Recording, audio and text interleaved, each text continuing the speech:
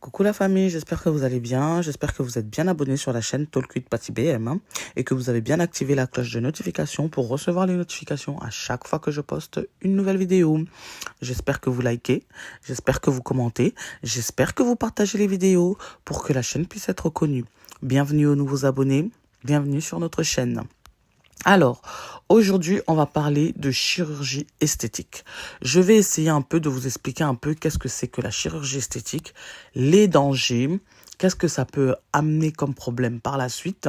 Je suis tombée sur un live et ensuite après, je vais vous le mettre aussi pour que vous puissiez écouter les témoignages des personnes qui ont pu faire ce genre d'opération. Comme ça, vous allez comprendre à peu près les complications que ça peut vous ramener après en fait. Moi-même qui suis là, un jour, j'ai été tentée aussi de faire la chirurgie esthétique parce que après avoir eu des enfants et tout ça, vous savez, le corps s'abîme un peu, vous voyez. Donc du coup, je me suis dit, il faut que j'aille enlever un peu de ventre, il faut que j'aille enlever un peu de cuisse, il faut que j'aille enlever un peu ça, etc. et tout. Mais à un moment donné, je me suis dit, mais à quoi ça sert en fait? Parce que du coup, je vais payer de l'argent, je vais gaspiller de l'argent pour rien en fait, pour qu'après peut-être que tout ce que je vais aller faire enlever revienne. Parce que ça se trouve, je vais peut-être encore avoir des enfants, je ne sais pas. Ça se trouve, en vieillissant aussi, le corps il change aussi. Donc en fait, j'aurais investi de l'argent pour après aller tout le temps encore aller refaire, parce que si vous savez pas, quand vous faites de la chirurgie esthétique, chaque 5 ans à peu près, je pense, ça dépend de là où vous avez pu faire la chirurgie, si c'est les seins, si c'est les cuisses, si c'est les fesses, si c'est, je sais pas, dans quelle partie du corps que vous avez fait, en fait, à un certain moment, vous êtes obligé de retourner à chaque fois pour aller faire les vérifications, pour aller voir en fait, est-ce que tout va bien, pour aller voir ce qu'on vous a mis, est-ce que c'est toujours bien et que ça ne cause pas des dégâts dans votre corps. Mais en fait, c'est du gaspillage d'argent en fait. Donc en fait, vous allez tout le temps être obligé d'investir de l'argent là-dessus. C'est pas comme si vous avez fait ça une seule fois et après c'est fini. Non, vous allez être obligé de retourner à chaque fois pour pouvoir faire des réparations, des modifications parce que il y a peut-être ça qui va pas, peut-être que par exemple, vous avez fait des seins, il y a un côté qui est tombé ou un côté qui est qui tient pas. Vous allez être obligé de retourner pour aller devoir encore refaire les réparations. Et tout ça, ça coûte de l'argent. Donc, si vous êtes quelqu'un qui n'avait pas les moyens, vous êtes coincé parce qu'à un moment donné, si vous n'avez pas l'argent pour pouvoir aller et qu'on vous a mis des choses sur vous qui peuvent pourrir à l'intérieur de votre corps, donc ce qui veut dire que vous vous mettez votre santé en danger. Donc, ce qui veut dire que vaut mieux faire le sport, vaut mieux aller courir, aller marcher, aller suer à la salle de sport pour pouvoir perdre la graisse dont on a besoin de perdre, pour pouvoir garder une bonne santé, parce que le cœur aussi a besoin d'être travaillé. Donc pour pouvoir garder une bonne santé cardiaque, une bonne santé physique, et continuer comme ça en fait. Mais il y a des gens qui cherchent la facilité, il y a des gens qui n'aiment pas faire le sport, il y a des gens qui n'aiment pas suer à la salle de sport. Il y a aussi des gens qui n'ont pas la possibilité de pouvoir faire le sport aussi parce que le poids il est devenu tellement extrême qu'ils peuvent même pas bouger. Il y a des gens aussi qui sont dans ces conditions-là. Donc il y a beaucoup de cas en fait. Donc là je vais vous expliquer un peu qu'est-ce que c'est que la chirurgie esthétique. D'abord, on va écouter ce que c'est d'abord. C'est quoi la chirurgie esthétique? La chirurgie esthétique, c'est une spécialité chirurgicale regroupant l'ensemble des interventions consistant à améliorer l'apparence physique d'un individu. Vous avez entendu? Consistant à améliorer l'apparence physique d'un individu. Quelle est la différence entre la chirurgie plastique et la chirurgie esthétique? La chirurgie esthétique améliore l'aspect d'une partie du visage, des bras, des cuisses, du ventre. La chirurgie plastique, quant à elle, a également une part d'esthétisme, mais en plus, elle répare des défauts et des lésions plus importantes. Elle est aussi souvent nommée chirurgie reconstructive.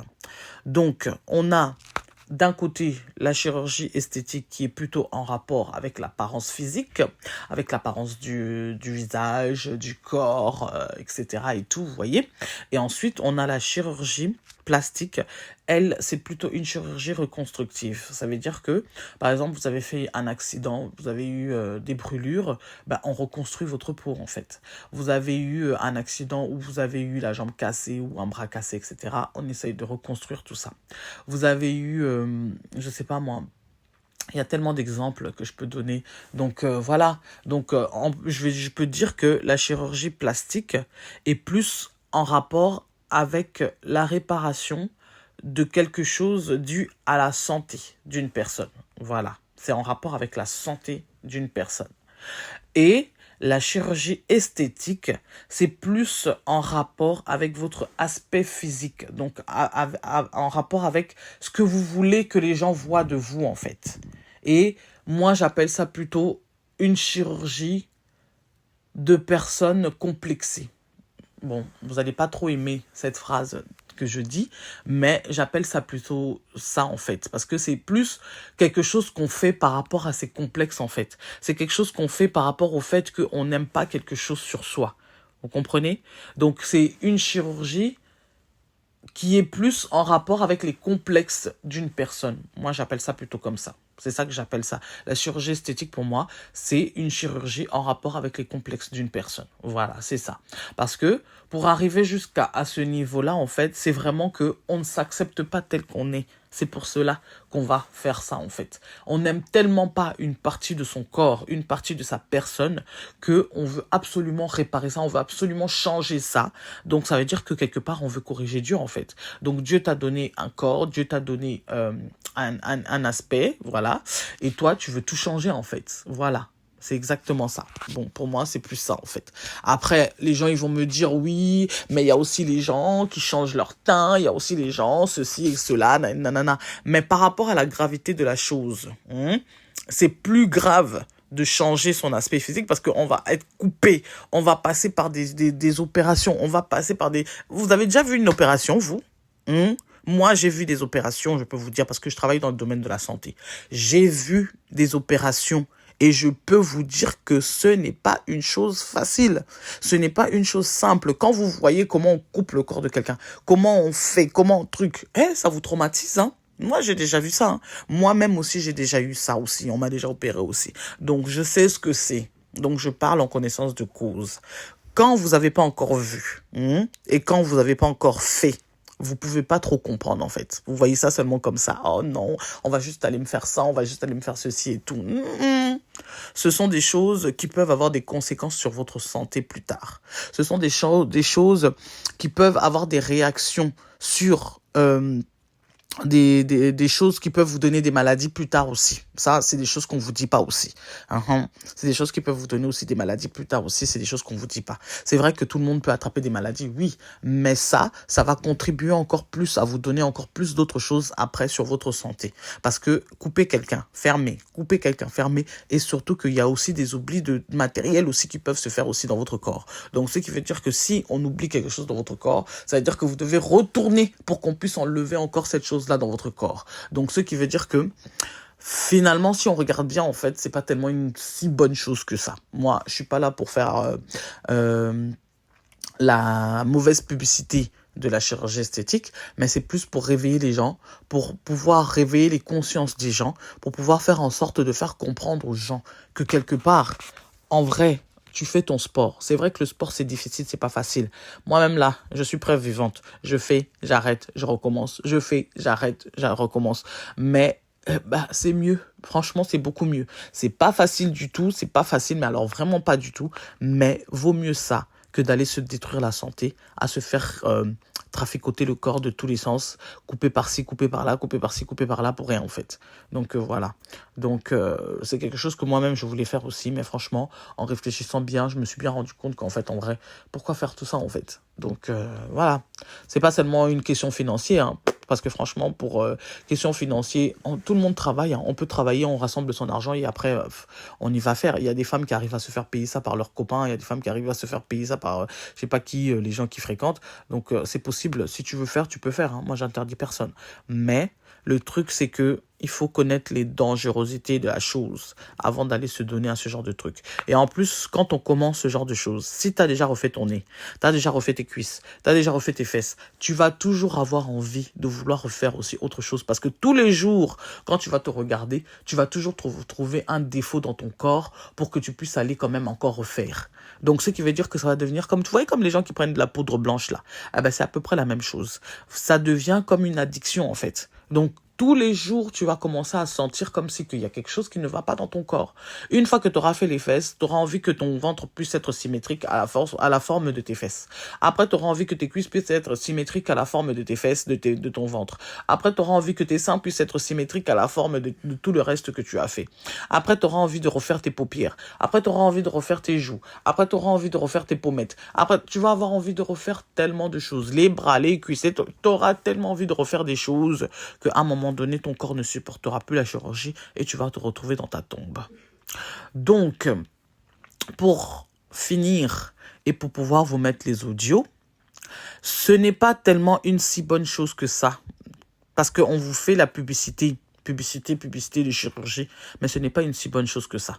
Eux-mêmes, les médecins, parfois, même quand ils veulent vous faire les opérations, on vous fait passer beaucoup d'examens. On vous fait passer des examens psychologiques pour voir vraiment votre état d'esprit et vraiment si vous allez acquiescer ces opérations qu'on va vous faire en fait. Donc, pour vous dire que c'est quelque chose de dangereux, c'est pas quelque chose de si simple que ça, c'est pas une petite chose. Donc, voilà. Donc, il y a différentes sortes de chirurgie. Il y a sur la chirurgie du visage, vous avez la rhinoplastie, vous avez la rhinoplastie ultrasonique, le lipofilling, la réduction des boules de Bichat, la septoplastie, qui est la déviation de la cloison nasale. Vous avez la génioplastie, vous avez la rhinoplastie ou chirurgie du nez.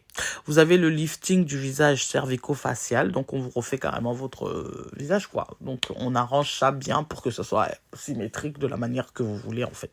La blépharoplastie ou chirurgie des paupières, donc on vous refait les paupières. Je vous ai dit, rien que sur le visage, on peut vous refaire plein de choses. Sans compter le botox qu'il y a des gens qui mettent par rapport au vieillissement de l'âge et tout ça. Nanana. Vous avez beaucoup de choses. Après, pour le corps, vous avez les liftings, vous avez la liposuction, vous avez le lifting brésilien là qu'on appelle communément BBL, BBL. Vous avez quoi d'autre? Vous avez l'abdominoplastie, vous avez quoi d'autre encore? Vous avez l'augmentation mammaire, vous avez les implants fessiers, vous avez aussi la chirurgie pour les cheveux, pour la calvitie. Vous avez aussi les injections pour les rides, comme je vous ai dit, les botox et tout ça. Donc, vous avez plein de choses dans tout ce qui est chirurgie esthétique. Après, tout ce qui est chirurgie plastique, c'est plus, comme je vous ai dit, c'est en fonction de ce que vous avez comme problème de santé, en fait. Donc ça, c'est vraiment en rapport par rapport à ça. Par exemple, vous avez des soucis pour les reins, on vous refait une opération et on vous met, par exemple, il vous manque un rein, on prend un rein chez quelqu'un d'autre, on vous le met. Il vous manque, par exemple, pour les gens qu'on leur fait des opérations cardiaques, là. Ben, ça aussi, ce sont des opérations en rapport avec la santé. Pour les gens qui ont des problèmes pulmonaires, ça, c'est des opérations qui sont en rapport avec la santé, votre état de santé. Vous voyez, ce genre d'opération-là, ça, on appelle ça plus la chirurgie plastique. Donc ça, c'est plus par rapport à votre santé. Et donc, du coup, ensuite, qu'est-ce que je voulais vous dire d'autre? Ensuite, on vous explique ici, on vous dit quelle est la chirurgie esthétique la plus fréquente que les gens y vont faire, en fait. La chirurgie esthétique la plus fréquente, ce sont les augmentations mammaires, la liposuction, la blépharoplastie, la rhinoplastie, l'abdominoplastie. Donc, c'est ça que les gens font plus, en fait.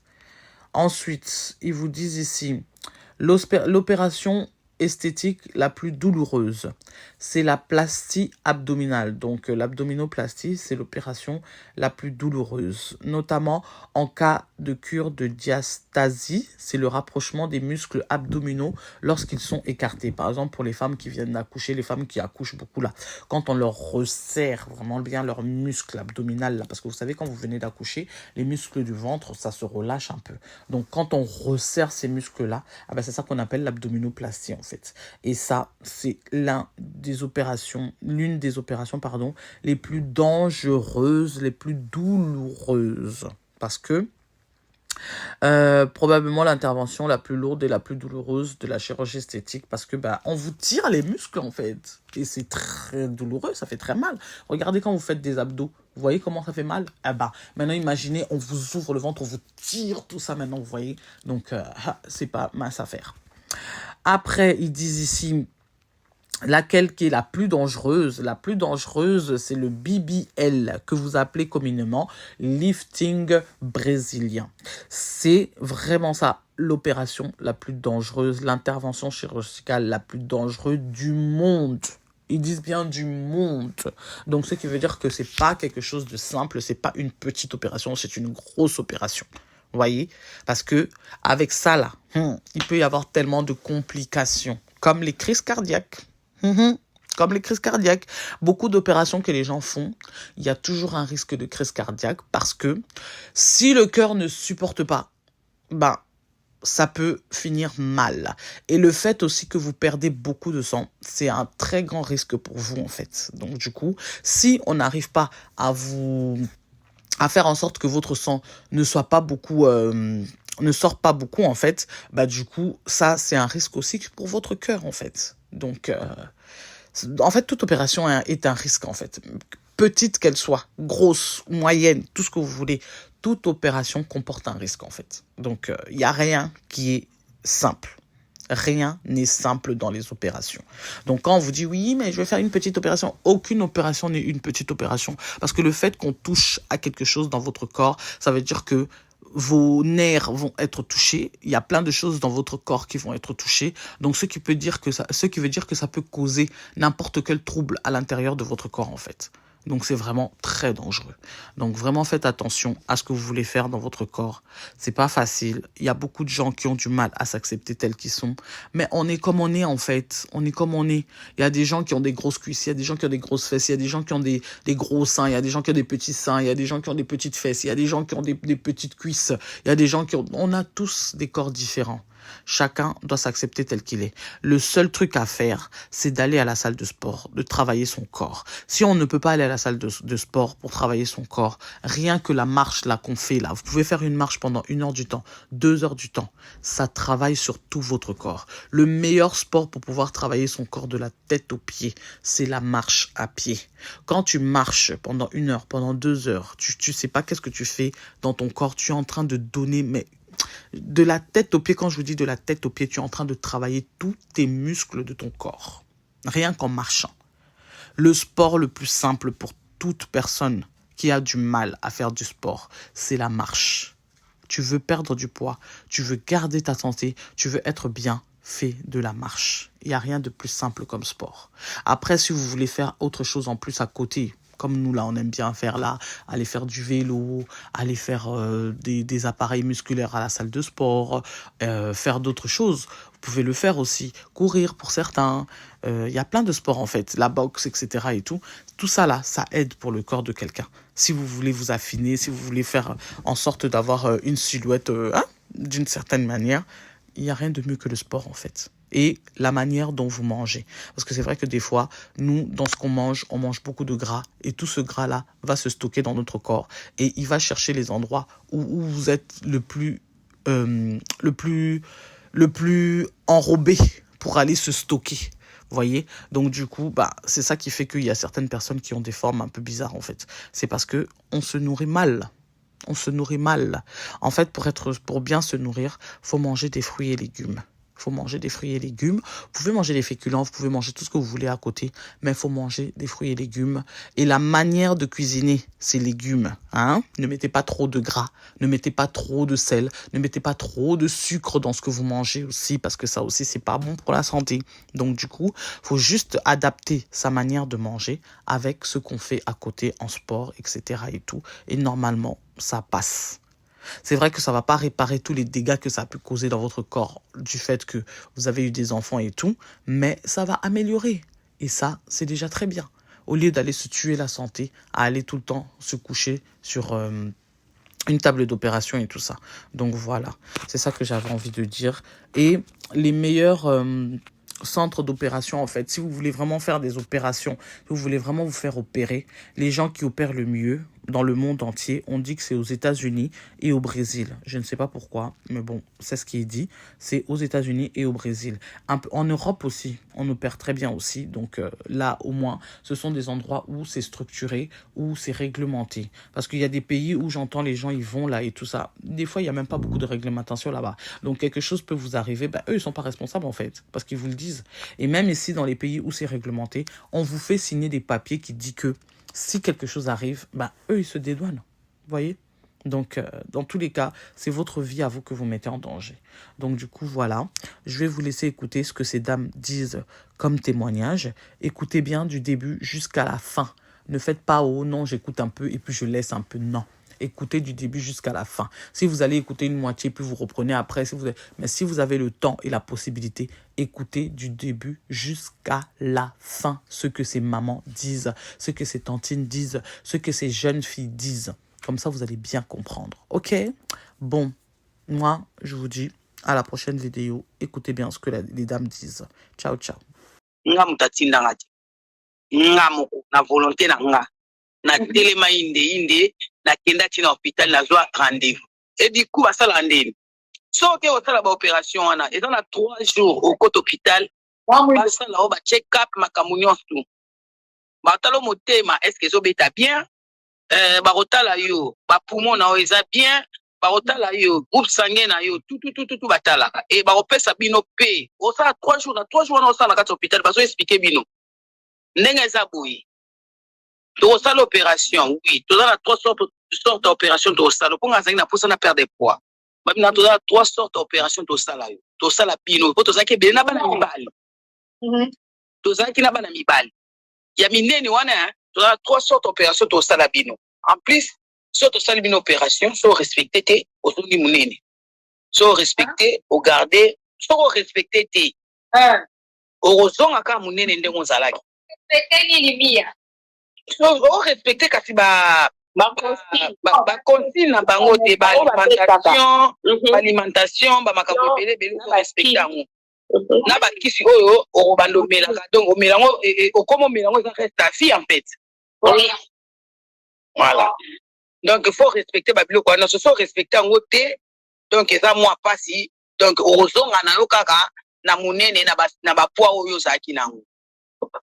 Nga nazaki ata mpona kitisa bana na nga na escalier na kimata mbango boye. Makwaka loyo kela ma atala pe masoko koti ata na ba photo na ngai bomona nde nazalaka munene na nde nakoma lelo. OK. Nakenda na hôpital basala ngo opération. OK. Na kota salle d'opération, tant na kota ki na yebaki, mais tant na bimaki na botindela yo komona nga munene nazalaka nango 150 kg. Donc 150 na oyebiso ani ya ba jeter na no pese 150 kg na mulai parce que na komela quoi éléphant 4 bana 5 bana 5 bana 150 kg âge nini bon limbisa na boko na âge ngana esa ngaka baninga ko tula ngambula na ngati dia so la famille to tapoter compte na nga na tiango privé parce que babuzo beleka mi yomo na tiango privé na ebiso ani na biso so otalinga nde na zalaki 50 kg ata pona kitsa bana na ketika bango ata na classe ani ko kitaka bana ko koma ta depa na école na comme des suspect na zo pema loko ngulu ondie mutu bazo benda nga na singa ya ko benda nga mona tala na bati na kokate na kenda nga mona zo décision na nga moko nga mona zo décision nga mutatinda nga mona zo décision na kenda na kenda na salisa sleeve nga na sala sleeve na kota salle d'opération na yebi mais na bima na yebi ti na bima na yebi ti na se retrouva déjà kaki na salle de réveil sleeve kasi bakati estomac ndambuti po eza na 3 sortes ya kokata estomac eza na ano bachaka ano eza na bypass eza na sleeve eza 3 sortes bypass ano na nini na sleeve voilà eza bypass sleeve sleeve OK ano wana bakotali bende na kati ano bachaka batuli bende bakangi opena muchopo nini bypass pena voilà comment ko yango parce que comment kopesa bato mingi ba cancer nini sleeve nini pardon bypass ezalaka bakati intestin oyo esanganaka na estomac mpo ekende kodigere mpo ebimisa niei bazwi yango mbamo basangisi yango na estomac donc biloko nyonso ozolia ezoleka mbamo donc ezovanda te na estomac en fait ezoleka mbala ezoleka mba soki olie miniti te mbala moko toilette soki olie miniti te mbala moko toilette voilà yango wana bazala alie moke ayoki su nzala alie lisuka moke voilà kasi okolia moke mpo il faut marcher biloko bien parce que soki biloko tafuni yango bien te na minu il faut lia biloko ekoma mai mpo eleka na estomac parce que soki ozolia biloko ya mwa mbuma esalaka bien te mais neti nga nasala sleeve nga mpa na ngai eza nango interdit te nalia neti mwa eloko ya bamorceau en fait nga naliaka nanga mpena biloko ya bamorceau mo mpe naliaka mwa fufu nanga mpe naliaka nanga mwa fufu docteur ye mwa tuninga est ce que obandi daye komela morceau oui nabandi omela morceau tout le temps nazaka suivi oza wana okoma camarade ya fibroscopie nyonso ifo kendaka fibroscopie batala kati bayeba nini eza bien nini eza ndenge nini donc voilà donc babiloko wana musika te bebe bato baza ebele désavantage nini yo koyebisa biso bandeko na basi na baavantage mpona oclotire place wa désavantage nango eza kaka yaya nde naza bonga ndenge na bino mwasi naliaka susi te olia nanga ekoma mwa pasi naliaka pena te mais nami retrouva nga wana selonga nami retrouva ngai oyo ya kala mais kolia nanga nde ekoma pasi naliaka nanga pena te nakobeta nanga mpe journée mobimba mpe nabosani nanga mpe nalie nanga te voilà journée mobimba mpe nabosani journée mobimba mpe nabosani nalie nanga te donc nazaka so nalie eloko mokie quelques minutes te donc naloba kaka parce que bokoma kaka good life banie mibimba wana na tumango bakokoma good life tozosolola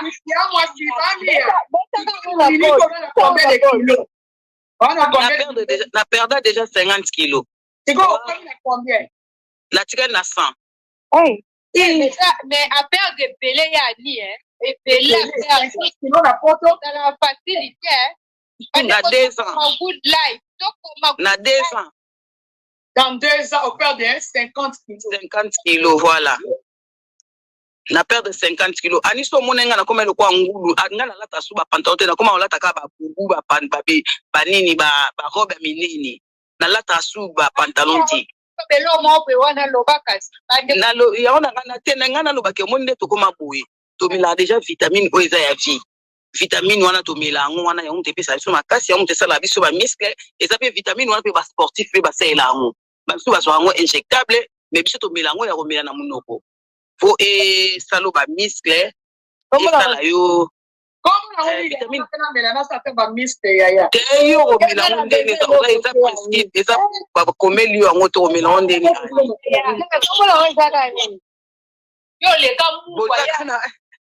bon aliment sain le pire j'avais tout refait ndeko na biso Marilyn ye wana akomi natia ye likolo mpo botanga nanu te botanga ye kaka wana donc ye asala presque tout bana mama botanga mpe ya moto asali presque tout azoyebisa bino ke ça ne sert à rien aza mpe infirmière nabandela Marilyn na français alobi nazonga na nsima mpo natanga yango bien Marilyn na français alobi boye Marilyn alobi boye alobi ye asala chirurgie lipossession donc asala lipossession abdo donc ya lipossession babendi ye mafuta na libumu na cuisse donc babenda ye mafuta na age ya 21 na bandeko tala moninga ndenge abebisa nzoto na age ya 21 na babendi ye mpona kaka ayoki ta mosusu nalobi ye te nabi bamisusu ta mosusu nde bakritika na ekole lokola bamarilini baza bana oyo mpenza baya mike to babota mawa ozoyoka na baekole ta mosusu bakofingola la grosse ozwi complexe na famille baobengola grosse mibali baobengola grosse ololuka kaka oyo bamibali ya bakongole balingana na bango nzoto tika na mibwakama na mibali ya kongole yo oyokeli bango le corbeau le renard bamisu badetruisa nzoto na bango parce que mobali aza kofinga ye ntongo midi pokwa yo monene monene na ndenge wana na keno wapi yo mwasi mba mafuta bongo na keno wapi yaya yango ngai nalobi place badenigraka yo avant totia video place badenigraka yo eza simple longwa wana kodintamaka te place bazodenigre yo yaya ekobotela yo complexe bozela mpo nazopartage mpe longwa place badenigraka yo eloni yo ovanda place badenigraka yo ekobotela bacomplexe ya pambapamba bacomplexe d'infériorité vi na yo ekobeba nga kamwa bato baforsaka lokwa camarade bato baforsaka famille mosusu mpe koza bobotami balingi na bango yo te yaya bendana bato mosusu baforsaka mabokilo alinga ye bato mosusu baforsaka famille elinga ye tala famille mosusu ko babotama na bango balingana na bango bato te soki otie motema kutu bakolingo etali yo eza ndenge ya famille wana famille mosusu bango moko balinganaka te baya olingo pwani kovandaka te pa place bazokoignore yo yango bamama ya poto tosola na bana na biso bafinga bana na biso mwa mingi na poto so moto ozaka mwa monene moke bakomofinga yo alors il faut baparent moral ezala makasi bosoutenir bana mosusu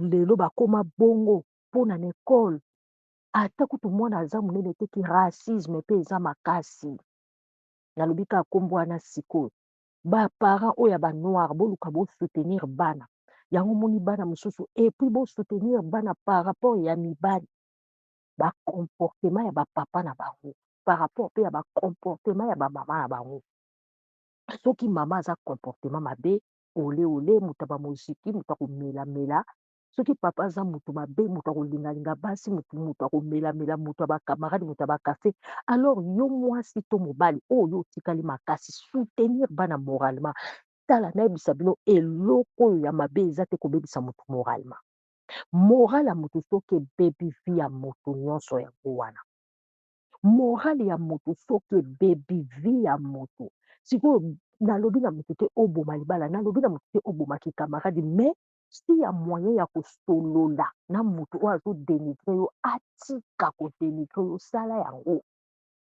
yango mwana mama kotika te tomatisa Hugues Toko salut Hugues Toko kotika te ovanda place moko badenigraka yo bafingaka yo non ezala mobali kovanda place abongo te ezala mwasi si ya moyen kobengisa bato bosolola bosala mise en place bolobaki non libala ezalaka respect libala ezalaka moto na moto yo okorespecte peut-être 50 ou 50% oyo ezali baopinion na nga mpe na korespecte 50% oyo eza baopinion na yo moto ifa tikala ye moko soi-même soki moto aza sikoyo boke libala moko adomina ntina 100 yo komobima lipapa eloko te donc eza na basi mosusu to mibali mosusu mwasi mpe avandi baobenga mobali mosusu na miso na ye mobali mosusu avandi bazobenga mwasi mosusu ngai nayoka ser moko boye tozalaka nde mpenza be abetelanga lisolo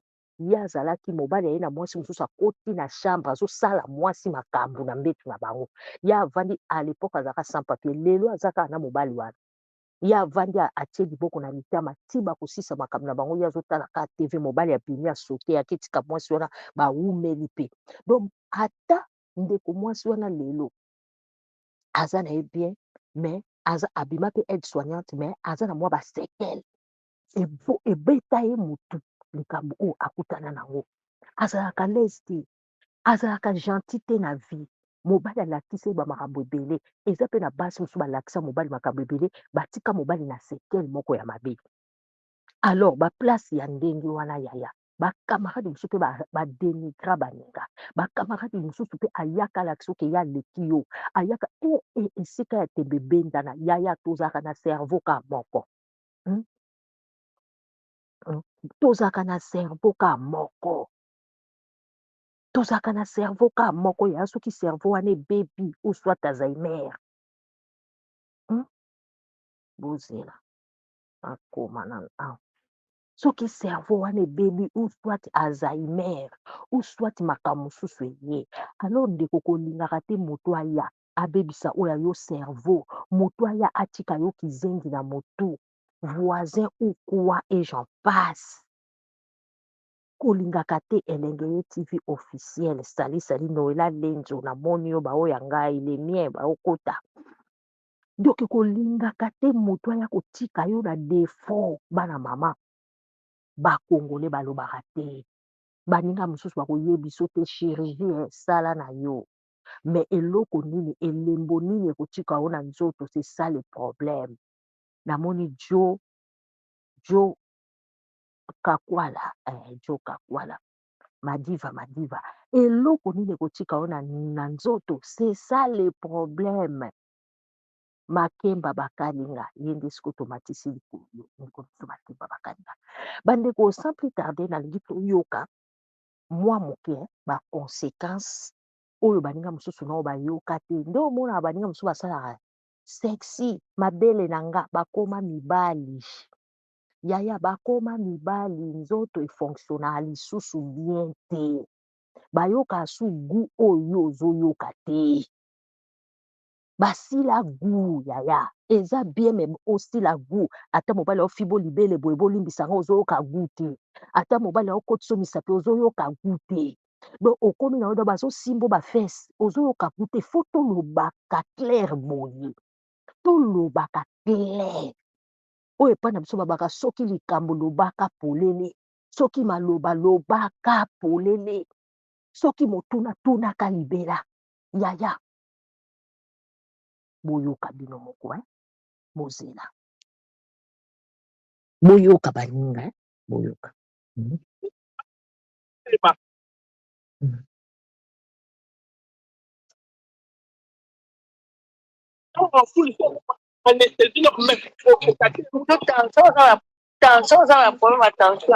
Tension, bon, dans la salle à tension, mais avant qu'il y ait un mec chaud, non, sur la tension, dans Hollande, la kiss, dans la kiss, dans la kiss, dans la kiss, dans le docteur, le temps, que c'est un lien à partir à minuit, mais c'est qu'on peut dans la kiss, dans la tension.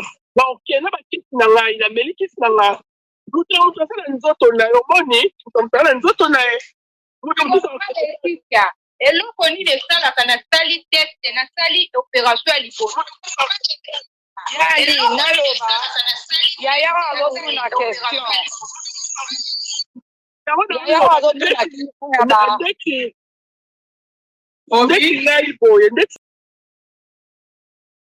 ngai ntango nasalaki ane passé parce que naza na bana 5 libumu nanga epebai makasi nakendaki basala nga liposuction so mixo to bakata ngai to bakati nga ane oyo nazongai parce que nakendaki to babomisa yango donc ebilo bobo ya neti démoniaque so so bandi yango okoma omona Maman dit nakolo yani pardon naloba naloba comme ça nakita izela mamele no kita 2 minutes kaka nengi na bakaka po question wana oyo yaya tuni bato baza ba témoin vivante nga pe na témoin vivante na ba surgery you know nde tozoloba likambo ya liposuction is good ba problème ya liposuction eza nini eza tonga molai oyo bachubaka po babimisa bato ba graisse sikoyo na batonga wana nde bazobimisa bazotuba bisika tonga wana ezoke kokota ozoyeba te bazotala ngo na caméra etikaka pota moko na kati l'opération est ebele to benyango surgery toza na tummy tuck toza na gastric sleeve toza na gastric bands toza na bypass toza na arm lift toza na head lift ozomona opération est ebele ozomona liposuction soki babandi ya kosala liposuction eza bazobendo maki bazobendo ba graisse na kati ya nzoto siko nde bazobendo ba graisse wana est-ce que yo ko contrôler régime na yo c'est ça ba opération oyo eza vraiment ba opération moko ndenge soko so koti nango okati makolo oluko okata maboko okati maboko oluko kosala libumu okati libumu kosala mabele ngamo na témoin vivante nazalaki na size 22 nakoma na size 8 pona gastric sleeve nalobaka mpe na bato nakotanga kombo ya star na biso te mais nalobaka na bato botika kolanda star wana parce que azotia bino na berreur eza mbongo na yo mais neti ngai na kotinda motu te akende kosala ba surgery wana parce que eza liwa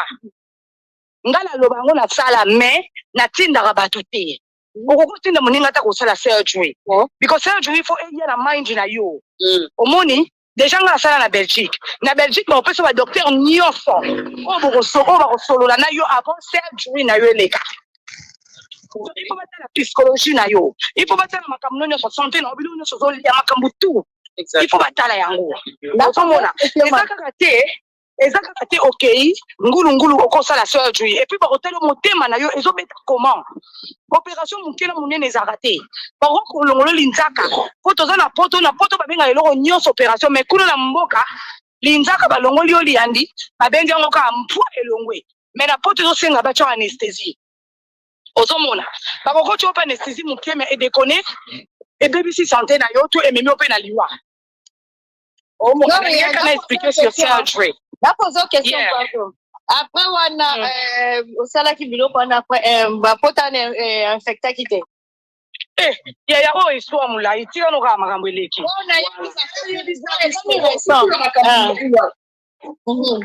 Na yebi tika makambo wana po nzoto epola. Nzoto epola. Batu ba ke sala ngoso bazongia ba ko hôpital. Yes, surtout sur ozolandela te. Parce que après opération il faut pas personne atongo banda robeta. Est-ce que ton wana ozobeta ngo? Est-ce que ton wana ozobeta ngo? Kasi parce que to personne batonga wana ezali pona makile na yo est circulé. Est-ce que yo ozolandela ngo? Na mama mususu basa sabana na bango amoni mwana za munene kesa okisala mwana okende nego kisasa ile biloko na ndele. Opération ba surgery wana ba docteur ba kondimelo kaka oya. Parce que nini? Bango bazala kosa mbongo. Mais bakoye biso ba conséquences tango te. Ngai naza awa batu nyonso banda otala ngai naloba vérité ba ope ba olanda nga peut-être online ba yebi ke Karine ba koloba ke Karine naloba ne vérité. Batu banda otuna nga la bado benga ngo na benga kango nini te. Na benga ngo diet congolais te. Po biso awa mutasali nino asali opération na yema zolo ba ona sali diet. Tony okosa moninga yebisa moninga vérité is deal or not deal les amboro na yo te muto futele mboro kwa kosa l'opération ngai so batinde bando mona ngake na kondi na longo na size 22 na komi na size 8 na bano bisa batuke na sali opération na sali surgery na bane ko yebisa batu vérité mais nazo yebisa batuke ko kene no ko sala te parce que eza vie moko risque elongolo nanu bolingo elongolo nanu esengo elongolo okovana na batu po ezolia okibima na batu ambiance makamona nyonso osala ngo lisusu te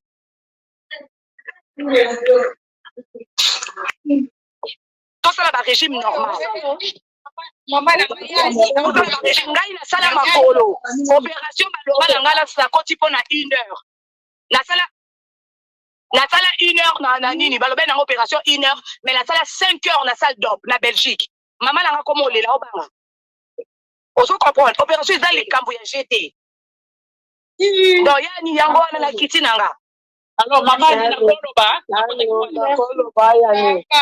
muto aloba libosa nanyo ezanga mama na kota ki mwa maman mite est-ce maman m'aider maman Elena loba mke pardon merci beaucoup Gloria merci beaucoup ya moi si na pesi ombote ya moi sara matata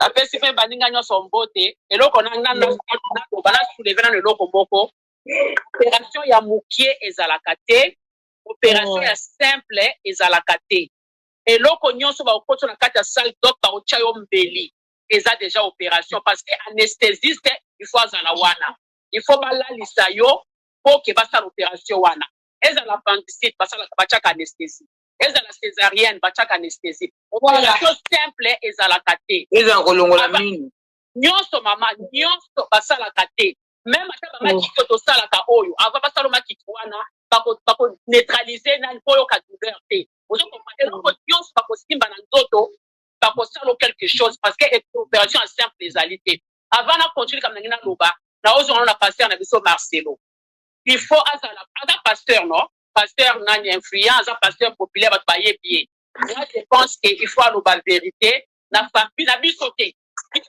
dans la cause comme na famille à moi sinayi ozo mona Ok. Parce que bomba secret. Pour le baquet, les opérations simples. En tout cas, nous sommes d'accord. Opération simple, à la caté. Donc, les ala qui simple, ben maman blanche, elle n'a pas tika sauter. Alors, ce qui s'est passé avec maman blanche, pour éviter exactement cette opération, il faut que simple. Mais la simple, wana, bachaki anesthésie. Anesthésie, ou te la lista qui est. L'air anesthésie, la liste qui est, bah, coquille pour la moussaillette, et maman blanche, ça nini, a koufi. Donc, à koufi, na c'est anesthésie, na makabo, bagane pour ça l'opération simple, au pasteur, Marcela Zobengango, simple. Na kopé, ça vino histoire, ya, pour un gars, qu'on a vivre.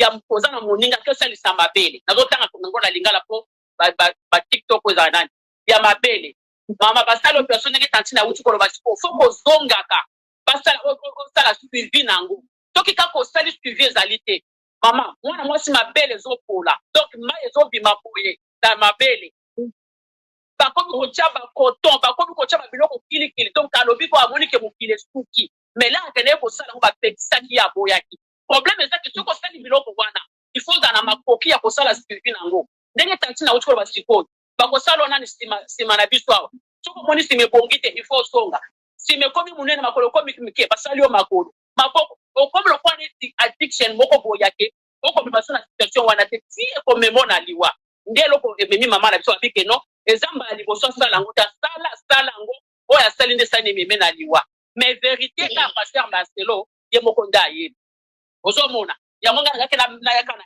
plus nanga moke na kacha parce que biloko wana eza bien bakomono mais eza na conséquence makasi soki suivi ezate soki suivi ezate eza ndekwaliwa eza na actrice na biso moko asalaki yango na otanga nanga kombo te asali yango abongi bato basepeli mais lelo akomi azongi sukule toza na mwasi moko asala yango awa azalaka monene ake kosala yango akomi moke lelo soki omoni mwasi wana bakoma kosimba ya kotimika po moya telema tambola te ayaki monene koleka ndenge azalaka liboso donc c'est juste mpona kobati kosali yango il faut suivi ezala soki suivi eza te mawa mingi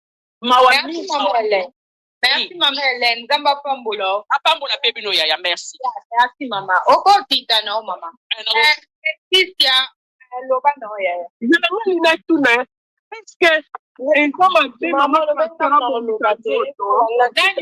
Daniel, story, na mona ite, mede aloba, story le, mede loba. Tout ça, pardon, loba na. Bonsoir à la famille. En tout cas, Ravana Martin Balbosona Matarara par Yanni. Je crois que vers le camo et côté Abisso, ma maman, et côté à ma jeune fille Abisso, et côté à vraiment communauté congolaise. Parce que situation est comme fréquent. Il y a des solotés, mais il y a deux bateaux. On a autant à Congo. Il y a une fille de 36 ans, pas autocouf en France. Naïbi famille na bango bien ba oti ko kundaye donc moi na biso ya 36 ans kufi na France akufa na Turquie pour non ça ta ba bien wana donc ba oti kundaye oh ya deuxième semaine yango très belle fille ozolanda il y a une sœur aussi na yeba qui est baza famille maman poto bazalaka mais bazonga kishasa ya que notre ça mi pende comme avec na mi pende le quoi ba rwandaise alingaki ba diminuer akufa na salle top.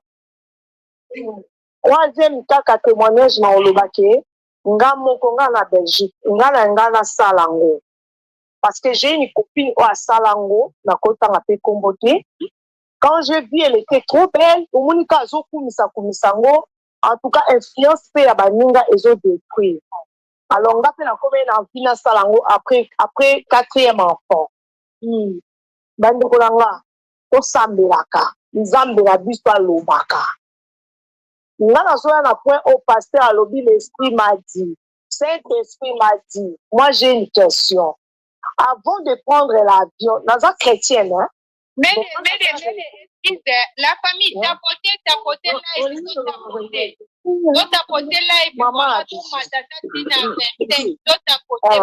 merci toza biso so ba chrétien toye ko accuser mosala nzambe te. Mais quand tu dis, tu te lèves pour dire que l'esprit m'a dit, elle n'est pas là, je vis, l'esprit m'a dit, elle est partie, passer par là. Et cet esprit, le bas qui n'a autre que ne prend pas l'avion pour partir avec elle, elle va mourir. Bien aimé. ngai ton nazui rendez-vous pona ke bakatanga libumwa na pa na biso na Belgique.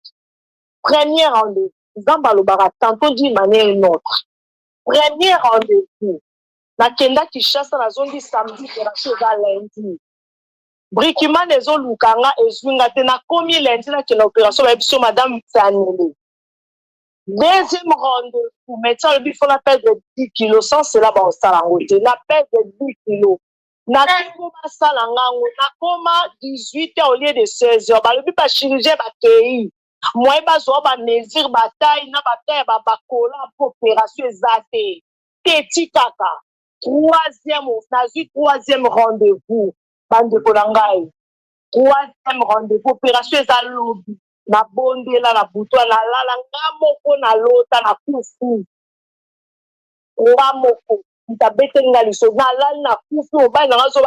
Chukwa tikna la bane belebo na osande na matanga batu batondi.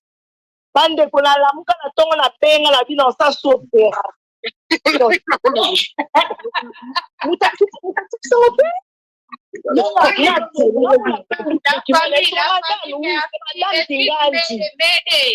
famille, merci beaucoup. Oui, maman. Nzamba pambola bino, bon matite suto ko matati na 30 toto continuer ba on so ba liba mata, basenga ba dikani basela.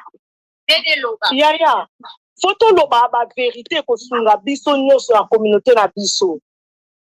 Parce que j'avais une copine qui avait fait ça, et dès qu'elle se voyait, il y a des boumboulés, des boumboulés, il y a comme ça, il y a des boumboulés naturels, mais il y a des naturels, on va mettre tout le temps hôpital, parce que bah, Kabodio Katika, tu vas fabriquer mon tolo. Maman,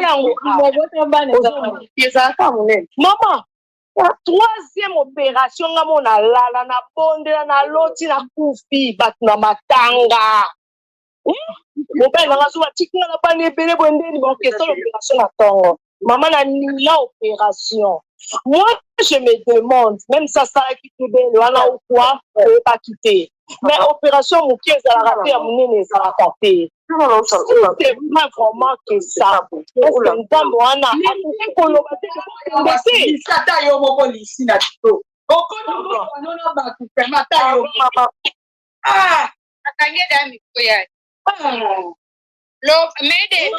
de la fin, l'oba baninga musuba toaze belé. Mot de la fin,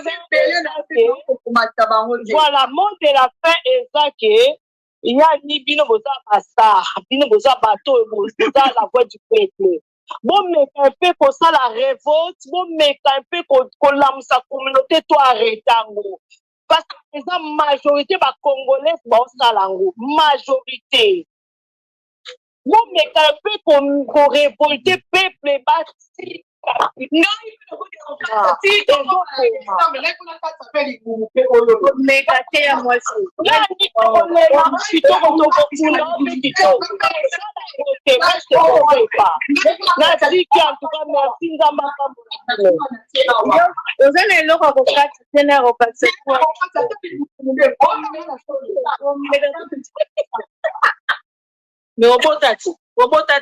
obotate ya mama wana kena mabelele la moi solo bina ndo libumu munene la lobaka na boti 5 mama na boti 5 mais normal libumu na ngeza munene une explication peut sauter non c'est que c'est naturel la boti merci Mede Nzamba pambo ni comme ça on tout pe ba mata mata kindenge ni Tandi aloba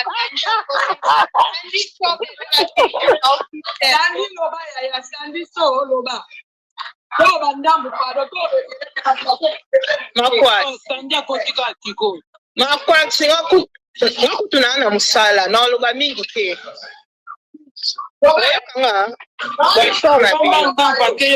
Bonsoir.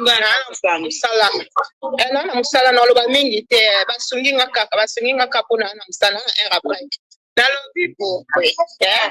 Akwa betaki 9500 places au teki. 9500 places au teki. Ma ba boaki ba bazwa ba image, faire un petit concert plein. Tout le la montée. Pas tant ma félo. On donne un bicho. Te boyo kaka cité, boyo kanga non.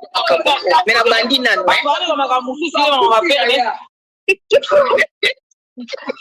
Bon, yoka, kala pasteur Marcelo, botika kunda mwasi na ye, tozongela sujet na ye, ye na biso eza rando awa. On comprend? Akunda no mwasi na ye. Botika sujet na ya BBL, bato bazosala ka ba pepisa banzoto.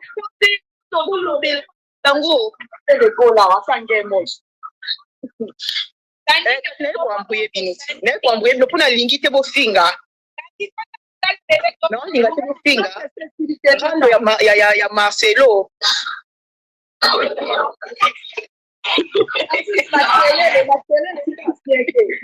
David. Andy. Papa, yo ko nanga. Me ate na kiti. Na kiti na ngakasi. Na kiti. Kiti sa ya kiti sa pardon. Oh, il s'agit de ma faire rigoler, surtout ma cabane, au 4 nzoto dans la montée. Surtout que moi, c'est un pasteur. On a qui a collé à Botama qui toko, a collé la taille, non, est bien. Au bout de moi, la liboso. Il y a mis balai, il y a liboso ndundu, il y a mis balai ndundu, il y a mis ça tout le monde, moutomouine, il y a mis les bébé oyo. Ok, quand c'est la nzoto, ni nzambe nangai. Quoi? Uswahili loba nano kuba kubaze. Comme tout nangani. Dodo loba. Loba en fait yani ngai dengna loba ka boy. Na loba par rapport à ndé batu ba loba ke o bino bo loba maman Blanche a sali chirurgie et là on les a fait sali chirurgie. Et là quand on a fait maman Blanche sali chirurgie, adaki munene chirurgie na Taïwana. Ngandi na zabo na auto sala chirurgie. Ça fait année passée. Chirurgie, pardon. Année passée. La salle comment on appelle ça? La salle liposuction. La salle chirurgie plastique, réparation, pardon. Kokata libumba benga ngo chirurgie réparation. La salle ni balé wana. Sikoyo. Soki o sali opération wana. Pona okoma na taille o mama Blanche akoma kinango. Eza une fois té. Voilà. Eza une fois té. Parce que nga na sali yango libumu nanga pe konzi. Mais na komi na taille o ya koma ki na te libumu nde eza koma batu muke songe bongo. Docteur nanga efeki ngai ke po libumu nanga e koma bongo funa sala mo 3 fois liposuction. Ko bakati nga libumu basala nga liposuction mais po libumu konda, taille konda. Pona kondi na ngai mais po libumu za forme wana ya taille wana o zomo na taille me comme fine wana. Il faut sala ngo ça dépend ya nzoto na ndenge za au moins 2 ou 3 fois. Uzomona. Parce que nga na sali yango ça fait une année yango yo mais ti sikoyo opération ya libumu de bakatenga en tout cas douleur c'est yango douleur vraiment na ko monter et loko on a yo capacité de les liposuction wana liposuction on fait de graisse wana c'est pas facile ça fait très mal. La vie des opérations moi ya une petite opération seulement hein. Au petite opération on continue la salle opération ça lui désirer de mettre petite opération. Ah opération ça lui désirer de la salle d'op ba subir anesthésie à 4 heures du temps. Ba salle na 2 heures et demie ba salle l'opération ba même la salle de réveil. Salle de réveil ba la yo la muka o maman Blanche ne ça ko la mukate. Le problème c'est ça. Parce que la opération ba silicier mais pour la mukana la mukité. Biso nzamba salle biso grâce OK au salle yango, OK na salle de réveil au la muki. Ba tu anesthésie à 4 heures du temps. 4 heures du temps OK ne mobimba. Eh ben pour ça ba salle ba silicier ba tu na salle de réveil. Tout le monde va ba la yo la muka. Ola mukite o retrouver na mort ko so ko bi d'abord il faut penter mukinza pour ba kubaye ba ke wi ola mu en tout cas wana ebitenga na la muka ki maman na mali ba kandi oka mali makasi na komo na ngo ana zawa o mo de l'opération dans la salle de réveil mali bipne makasi mali na yo kango te ba elinga ikisia o ekalmara ba fièvre na meli mais non ka mali na komo de lanzala nazo lo ba ko mo mukie. Madame Madame, tu as beaucoup parlé. Tu vois. Donc, on a un conseil pour nous opération. En tout cas, ça, parce que parce que libanga. Oui. En tout cas, les opérations, surtout pour la en Afrique. Les opérations sont interdit na bilo que belé à Goliath. On a interdit na biloko ebele ya kolia parce que soko ko respecter alimentation na ote ya munene plus que le kanungo galaki. Ya munene plus que le kanungo galaki et puis il faut là ta gain. Il faut là ta gain pendant 4 mois. Sauf si 4 mois gain au bandi tu faut faire la sport. Donc faut faire la sport pendant vie dans mobimba, c'est pas facile. Kiko na lobi goya si on lobi de so opération il faut là ta gain pendant 4 mois. Donc la maman kendaki à l'insu de son mari, tant voyez kozonga papa amona quitté tout à liboso ne to yoka ba pusia. Akati libu. Papa tant voyez kozonga papa azomona. Balana kanaye, balamuka kanaye, makota kapati. Mwana suka ayeko choisir mi ya mwana suka. Akesi okata soki koto yo ko amati koto ya ba fesula na sima. Papa mona kito amona kite. Papa yebi ke soki mwasi na ngaki na ndenga Turki, c'est-à-dire ki akeko kata musu. Donc mutaki akelongola na maboko. Maboko. Mona ki siko adimina ki siko. En plus yango ya mwasi yango na oloba ba chirurgien ngo pe ya ba Turki ngo zandenge. Parce que ya biso en Europe so ba bendio les positions wana. En tout cas, et bendo Grèce partout nous autres mobimba. Mais où y a comprendre que c'est les positions mais maboko etika liminer c'est différent parce que ngai na konda partout na mutu na makolo tout na maboko. Dodo aussi la famille tous belé na live. Tout on a pour ça live et quand na ti. Les to matata tina 30.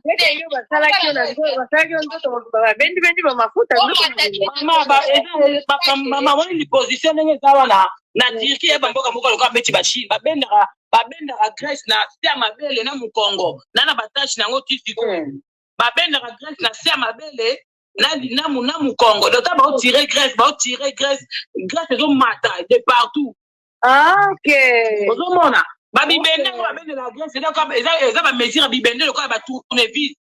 Ozomona eza ba bibende ko ba tournevis eza ba tuyau boye so beti na coupier comment on fait la liposition parce que eza ba docteur so babende na batonga on eza ya tonga on eza ba chez ya bibende on benda boye Grèce ebenda na de partout. Mais makola qui sont nous avant ngata mwana kote na salle d'offre kaka bona mati na mbetu wana docteur anesthésie isinga madame maintenant tu vas partir tant azo banga maintenant tu vas partir na ndenge na kenda ki na yebité ba la sa le moko eza yo bato na c'est s'il vous plaît normalement comme à good live il faut pas la tête sinon la s'il vous plaît non bien maman yo que le sang l'opération ba docteur ba on la salle biloko ba hôpital là ils ont ça yo mtongo apprendre ba go ndeni kaka lo bateki bala opération musu wa sitaka yo moko hata côté na ya moi nalobi en tout cas bato basala te batika koloba makambo ta mosusu bato bakota bango ngai nakina sala opération docteur atali ngai abinanga madame nasala nao nini nalongoleleka bilamba imo amoni ndenge nazalaki abinanga madame nakokata o libumu tobenda ba Grèce esili après avant basanga opération basali nga radio na ba examen prise de sang o confirmer bango pour basanga examen ba opérer nga parce que ba opérer nga bongo te ça que basanga ba examen contrôle et tout tant basali nga ba examen ba boni que oui basa capable de opérer ngai papa ba pesinga ba papier que ba tuninga ba pesinga papier ba komi obela maladi boy o mela kisi boy il est bloqué la compte live est bloqué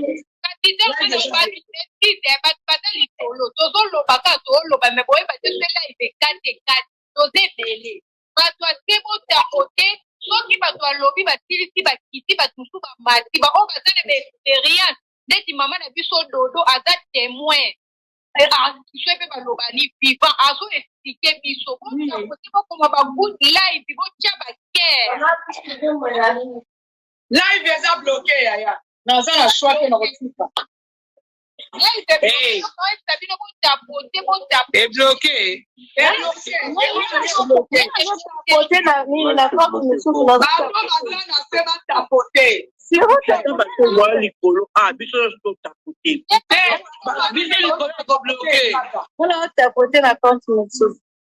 Bon, ta pote, tu as téléphone à bana, là, il est déjà bloqué.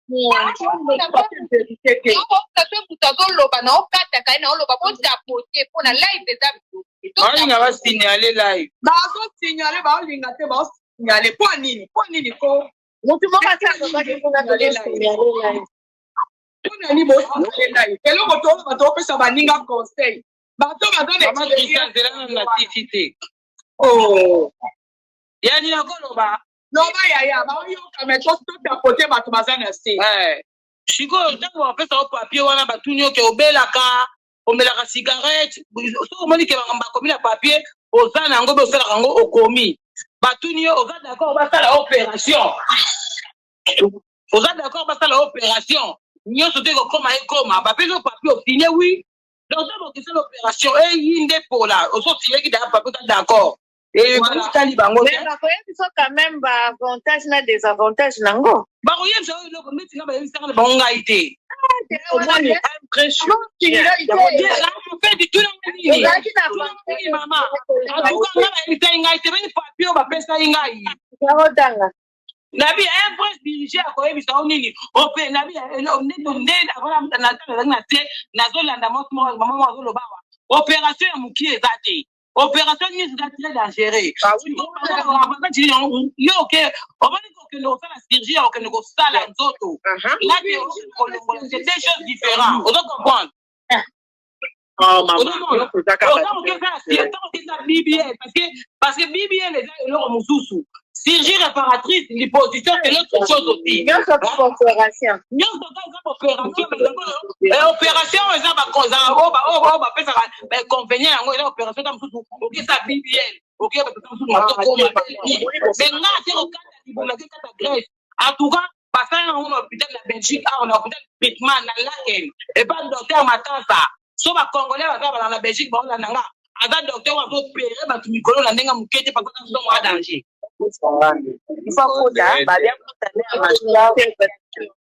Docteur Matassa danger moi si asiatique maintenant na Belgique abotami atangi awa aza somo ye to la congolaise nyoto na Belgique so na congolais dans la siawa baola na live ba koma docteur Matassa comme na ilo ba congolais mais aza asiatique na botama awa. En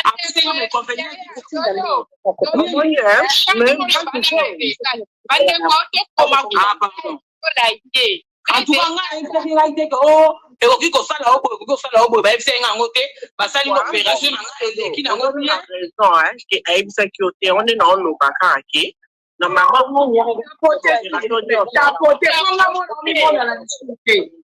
en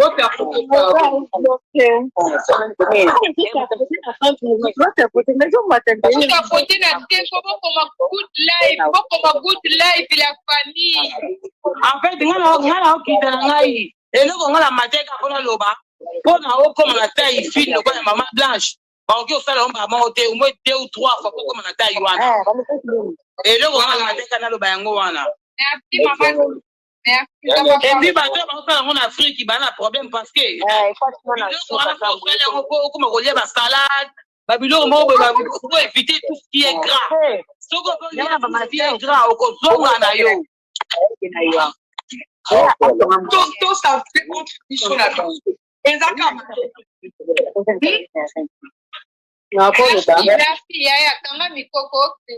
Merci beaucoup na c'est la landa bino.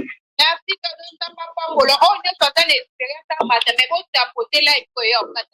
Rando ba congolais lobana no lobini. Yani Oui.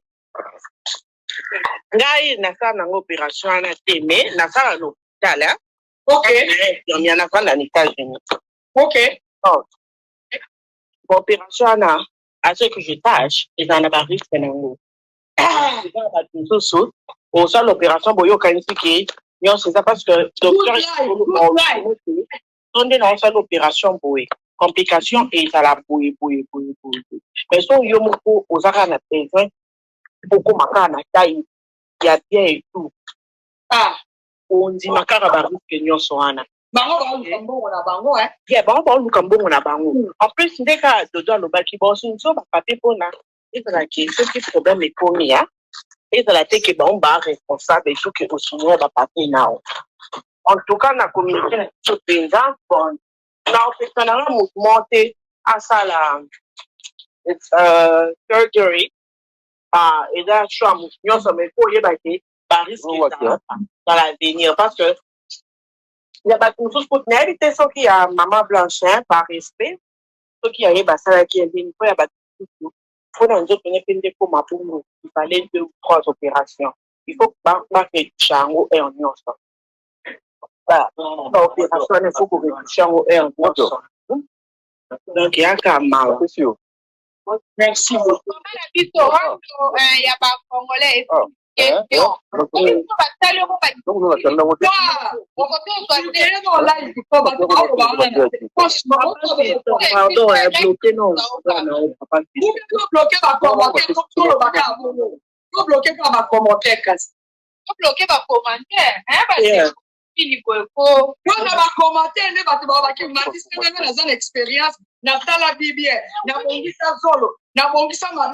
Nakata libumu, nakata masoko, nakata maboko na makolo.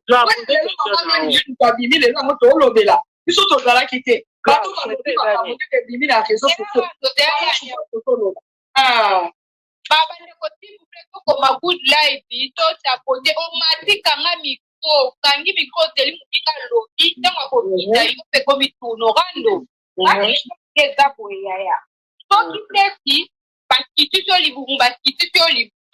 Est-ce que comme il souffre au pote il faut que vous n'ayez il faut y on a vu battu sous ils allaient par exemple place la salle et tout ils allaient comme on a salle opération par exemple comme on a après 6 mois pour assister c'est pas qu'il y a donc en plus pour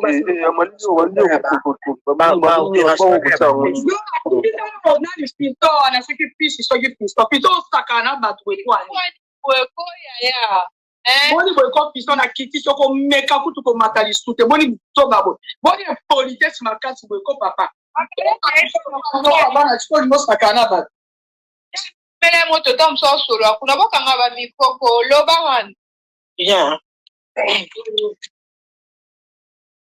Siko pardon mami rendre na ngina kuna bateka masoko bavanda ndeni ba capacité eza boye au moins normalement après avoir que ça une opération par exemple il y a la tête au moins il y a la fête ça une opération quand on va makasi bato seba yo na lobby boye après opération ça l'opération à la tête et tout ça le parce que avant de faire l'opération il faut gagner d'abord poids parce que il faut pas avoir graisse pour tout autour à non pour pas sinon on a pas graisse OK on a pas trop balinga la bonne na te pas comment c'est yo ba graisse pour ça pour ça les pour non donc on a pas fait donc il faut gagner d'abord poids au moins donc on a pas graisse pour OK il faut faire l'opération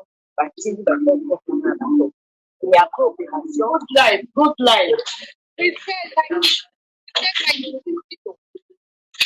après opération il faut engager encore plus sur le massage il faut la procédure moya mulai d'habitude c'est bon parce que il faut engager la tuba encore plus sur le massage parce que il faut pas masser la place à mettre bien et ça la tête côté et ça lui pour et ça la forme moya bien après on va dire qu'on va faire na Miami kutu parce que au ba coopération au il faut que nous n'avons pas de batando fanda ka omona mutakoti na vol boy ija fanda on ko fanda to mona zika ba jini anyati kola ba kiti avion asa le quoi africain ni ko mo fanda za to fanda normal c'est pendant un très long moment il faut ba ko désigner ba c'est mo buana ba ko ça ne faut le quoi na mo buana ndé donc tout fanda par exemple pour ton national et puis pour fanda donc nous avons une opération pour faire cette opération il faut que nous avons moyen parce que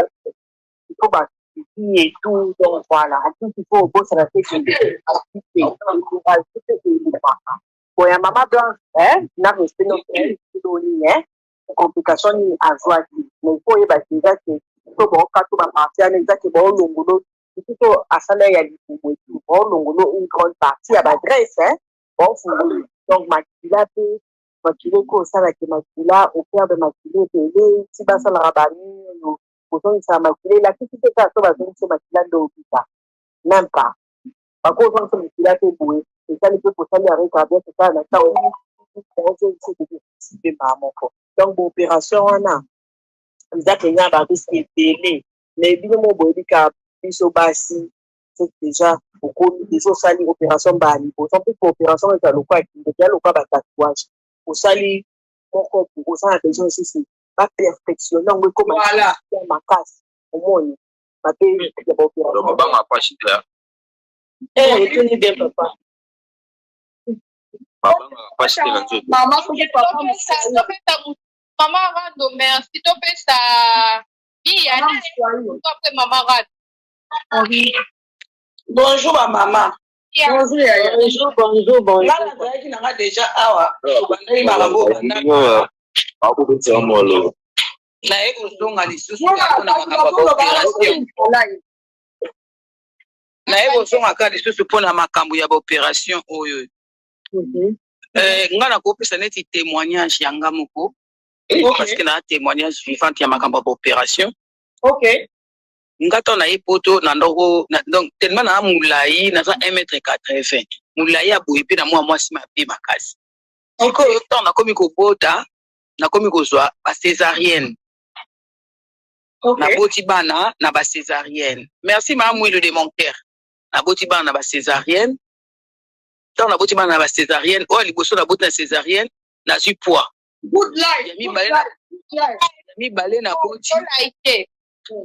ya mibale naboti na césarienne lisusu nazwi poids du coup ntango nakomi kopese 150 kilo yo ngai 150 kilo nazoloba no après na bana 5 mais bapoids ya makasi naye kozwa na poto to na boti bana mibale oka awa nde naye kozwa bapoids makasi nakomi kopese 150 kilo et du coup nga mona ndosa na hôpital nasala na gynécoplastie na hôpital place basala bato bakata bamabumbu bakata bamabele batusala siko nga monaka na gynécoplastie nga monaka ndenge bato bayaka bakata bamabumbu bakata bamabele ozomona moninga mwasi nde azolelako ozoka na motema pasi biloko yango bateli ya kolia meso kokata olia ndiko ani nakomaki essoufflé nakoko kotambola te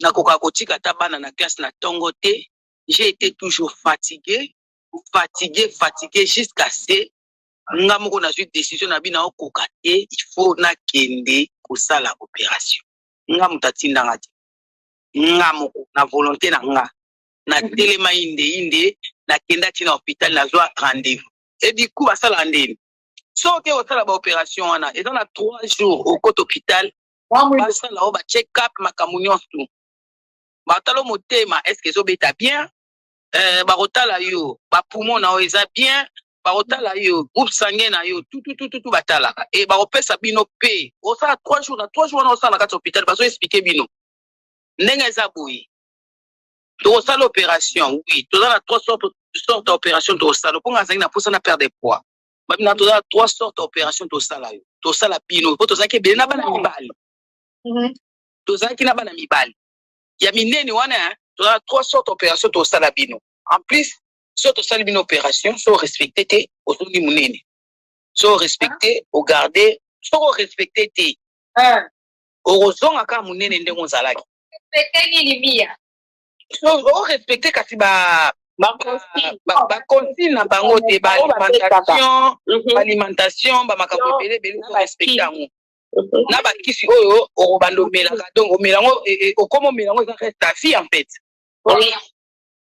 voilà donc il faut respecter babiloko wana so respecte yango te donc eza mwa pasi donc okozonga na yo kaka na monene na bapoids oyo ozalaki nango nga nazalaki ata mpona kitisa bana na nga na esikalie nakimata mbango boye makwakala oyokelanga matala mpe masoko okoti ata na bafoto na ngai bomona nde nazalaka monene na nde nakoma lelo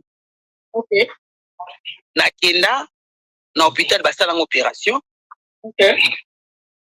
nakota salle d'opération ntango nakotaki nayebaki mais ntango nabimaki na kotindela yo komona nga munene nazalaka nango 150 kilo donc 150 na oyebiso ani ya ba jeté na no pese 150 kilo na mulai na siko na komela kwa éléphant 4 bana 5 bana 5 bana 150 kilo âge nini bon limbisa na boko tuna âge nga na eso nga baninga ko tuna ngambula na ngati Pia kitoko la famille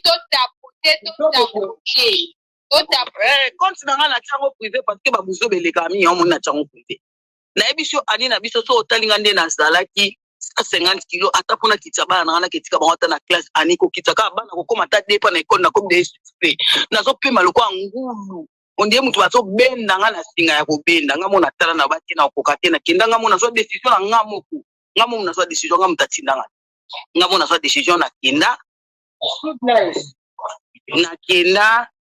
na salisa sleeve nga na sala sleeve na kota sa d'opération na yebi mais na bima na yebi ti na bima na yebi ti na se retrouva déjà kake na sa na salle de réveil sleeve kasi bakati estomac ndambuti po eza na 3 sortes ya kokata estomac eza na ano bachaka ano eza na bypass eza na sleeve eza 3 sortes bypass ano na nini na sleeve voilà eza bypass sleeve sleeve okay ano wana bakotali bende na kati ano bachaka bato libende bakangi opena mochopo nini bypass pena voilà bakoma kobo yango parce que koma kopesa bato mingi ba cancer nini sleeve nini pardon bypass ezalaka bakati intestin oyo esanganaka na estomac po ekende kodigere po ebimisa niei bazwi yango mbamo basangisi yango na estomac donc biloko nyonso ozolia ezoleka mbamo donc ezovanda te na estomac en fait ezoleka mbala ezoleka mba soko olie miniti te mbala moko toilette soko olie miniti te mbala moko toilette voilà excuse yango wana bazala alie moke ayoki su nzala alie lisuka moke voilà kasi okolia moke po il faut marcher biloko bien parce que soki biloko tafuni yango bien te na minu il faut lia biloko ekoma mai po eleka na estomac parce que soki olia biloko ya mwa mbuma esalaka bien te mais neti nga nasala sleeve nga mpa na nga eza nango interdit te nalia neti mwa eloko ya bamorceau en fait nga naliaka nanga mpenza biloko ya bamorceau mo mpe naliaka mwa fufu nanga mpe naliaka nanga mwa fufu docteur ye mwa atuninga est ce que obandi daye komela morceau oui na bandi omela morceau a tout le temps nazaka suivi oza wana okoma camarade ya fibroscopie nyonso il faut kendaka fibroscopie batala kati bayeba nini eza bien nini eza ndenge nini donc voilà donc babiloko wana ok musika te bebe bato baza ebele désavantage nini yo koyebisa biso bandeko na basi na baavantage mpona oclotire place wa désavantage nango eza kaka yaya nde naza bonga nde na bino na mwasi naliaka susu te olia nanga ekoma mwa pasi naliaka pena te mais nami retrouva nga wana selonga nami retrouva ngai oyo ya kala mais kolia nanga nde ekoma pasi naliaka nanga pena te nakobeta nanga mpe journée mobimba mpe nabose nanga mpe nalie nanga te ozaka na posa boyeba kombo nango kasi sunga biso te yaya mais te yo omela ngo ndeni yani yo zano bien yo zaka te ekitoko te mama ani pardon eza ba problème donc bavitamine wana voilà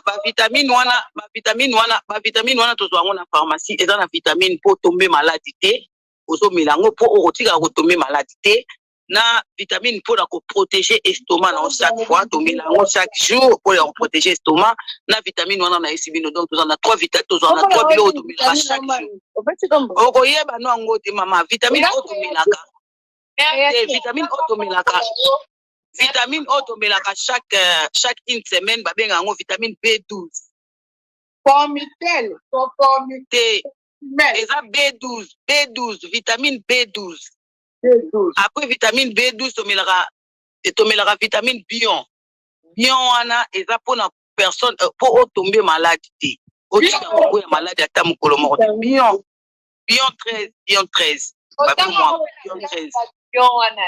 voilà babilo mwa bongo yango na tosalaka nango tomelaka tout le temps donc maintenant ngai eza mpona nga mpona nga nazoba mpona mutu te natindi mutu te nga mpona nga na se retrouva parce que régime nakokaka yango te nalingaka fufu makasi na vi na ngai nalingaka kolia makasi me lelo nayesi bino nakoma monguna kolia naliaka te fufu kuna natika ye banda basalanga opération 2 ans yango naliaka su fufu te natika fufu naliaka fufu te nakoma nanga kovivre na mwa badiscipline en fait fufu so nameki yango namekaka mokie mpona kolesa bana me nga mo mpena na guna nga nafali nalambi fufu nalamba yango.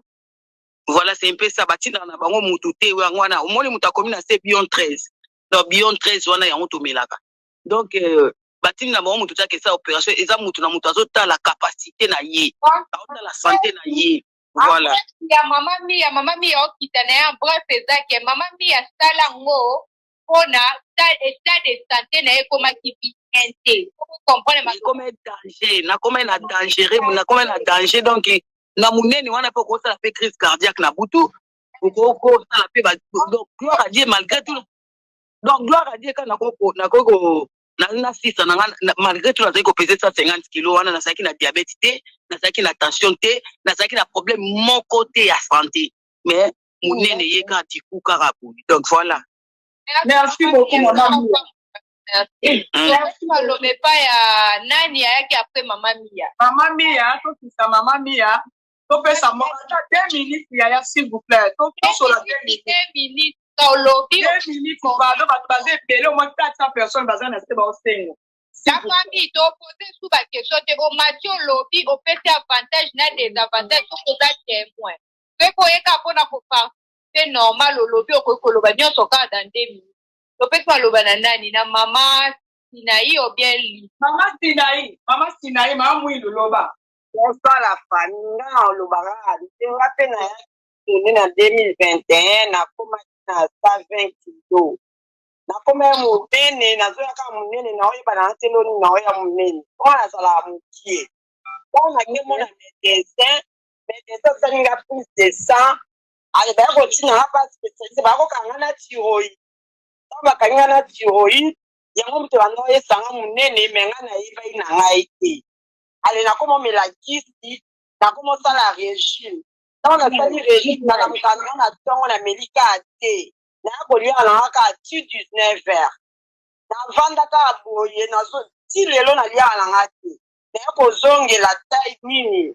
Kwa na koma ya 80 kilo. Na zonga nde na zalaki. Ba minene msupe yaka ezala malade. Yoso mula kwa ozo ya munene. Soka maladi moko ekocho na nzoto. Neti thyroïde. Esaka munene. Lesaka. Mama ni na koma olia loko ngulu. So na simbi kolia na olia loko la ngulu. Soka maladi esikuta yenga la kati. Ya mula mtu msha olia loko la ngulu. Kwa kasate eza peti. Eza maladi moko ekoti na kati na yu. Mama thyroïde no basala ke opération. Basala opération te parce que eza na niveau mukie na melaka kisi. Na melaka kisi wapi na mutu na elongi ezala na gorge awa na gorge yo ezala kiti ya kwa d'accord ya kile na zo isemi na nga mwana nga ona zo sema mwana nga tuka na 45 ans. OK. Merci beaucoup. C'est bon maman ni na koma la 81 kilos.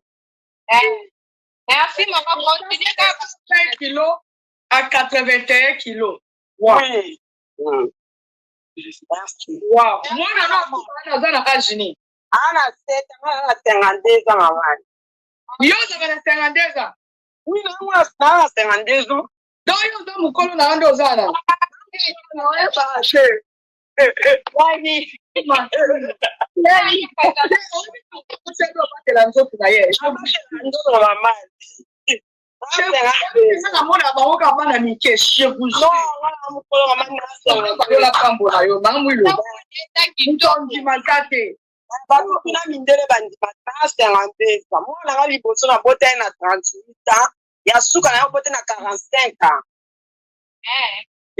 Maman, le 52 ans. 52 ans. C'est encore une fois, il y a un élève. Il y a un là. Oui, on va te lancer pour y aller. Nzamba lola pambolo a continuer toujours qu'on peut se kimia. Oh, nyo sur mon espèce à la tête, mais yo vraiment Nzamba lola batelo. Merci beaucoup. Merci, je reçois. Merci. Nzamba pambolo. Ici. Merci beaucoup. Ici, Loba bébé. Oui, bonjour la famille. Bonjour, Yaya. Un témoignage. On a un petit frère à Salaro, à Salamatele, à Salina Zolo, à Salana Balori Bapoulea, à Mipani, à Pemene, à Ninoa. Mais là, on a aussi le Lokoana, bon, les achats naïa, mais avec ça, peut monter à Tina Tunisie, à Tiki Bisso Nanda. Bon, tu vas déjà me tomber dans un naïa. Donc, lui-même, Nanda, ne pas aller, c'est pas aller. La milice est publicité. La famille doit tapoter, merci, to comme une instant, Zamba Pambola, bisoto, Matsuto, qui n'est pas descend, et ça, bien. To tapoter, l'ici, accueilli, Asali na yepene, azonga pe biso to yeba biso pe loko moko te. Ah, pour tout cas invité biso anda ko ni tout le monde m'appelle pe d'accord. Pour te belek na biso na m'appelle pe tout le monde m'appelle Fimbaka. Ah, tu vas faire la table moi là bi maman. Toi tu as fait les ça. C'est un cas oui. Parce que les yo zandoki. Vous avez vraiment doute. Pour la quoi biso pe te yeba ki te ka ça m'appelle là quand jour to habiter ça pas to monia. Après, vous avez dit solo, là, qui a été dans la douleur, à qui est l'hôpital, pour tout dans la Suisse, à qui est l'hôpital, là, tout ça, la salle qui est moi, un contrôle, mais après, la période, mais période, moi, c'est qui est bien, après, quand on filme, c'est ma colo, mais quand on filme, c'est ma colo. Il y a mon sucre là, avant la période, qui est affectée, voilà, à ce moment-là, sur l'hôpital, la biso, quand même, qu'on change, silicone, on va checker la yango na zoloba eloko wana vraiment yango bémission osalaka yango vraiment bamama toconscientize bandeko na biso olie tosalaka vraiment eza bamission tutuka batija boye tosalaka po topesa vraiment baconseil na bafamille totika likaba barando wana mama eza eloko moko tenga mpenza osenga na bino mama ani toluka batija kopesaka boye tovandaka tosolaka topesaka baconseil po communauté na biso mpenza eza tosala biso bato osala soni makasi omu mission boye kosunga bana na biso tozobota na biso moko nga mona eloko wana eza choix nga kopekisa banga motu te akopekisa motu te kesala yango mais nga personnellement na bangata mapele ata nini na osala nanga te mais so moto ali kosala yango ayebaki na puisque nga azozwa parce que nazomona quand même moi ce qui me fait mal quand même pour la maman oyo auti okufa c'est dommage parce que rien que otali comme ça maman et ça se voyait kadaki na chirurgie ata okandi mitu tout ça se voyait du boum, tout. Mais je trouve que c'est dommage, en tant qu'un homme, moi, c'est à mon salon Nzambe, aux autres, là, cette image, pour ne pas oublier, ça fait beaucoup ça, c'est malheureux. Mais, vraiment, tout le loco, tout sur la batte. Tout, pour moi, tout ça va de la piso, là, au salon, l'imam va risquer, voilà. C'est ça, va risquer, il y a du roi. Tant mieux, la petite sœur, là, l'élo, Azana est bien, Zamba Songa, mais, ezalaki choix na ye mais nga na kopekisa motu te mais en tout cas topesi tosala bémission ya boye toconscientize bandeko na biso eloko nasengi na bino vraimen émission kitoko émission vraiment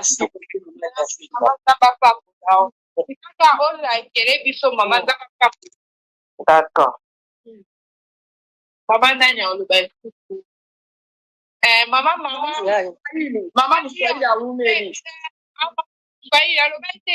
alobi nanu te loba bebe mbote baba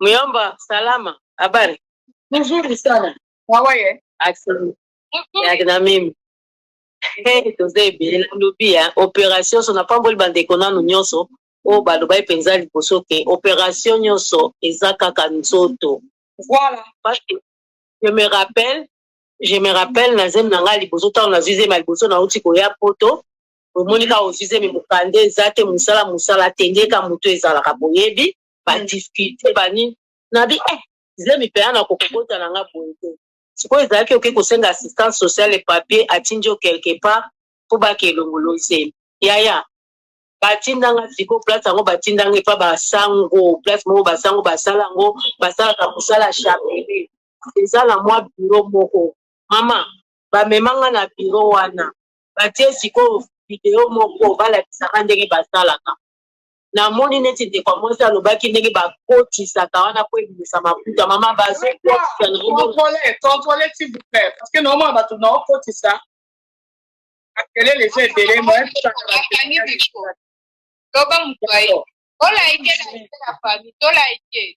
mama balakisanga video naye komona ndenge bazokotisa ndenge bandeko mosusu balobi ke libende ndenge bakotisaka bango babimisa mafuta bandeko nanga ndenge bazokotisa libende mama ezokata mona lokolo ezokata nayoka somo na kokati na bima na pakata mbango na mama nakima te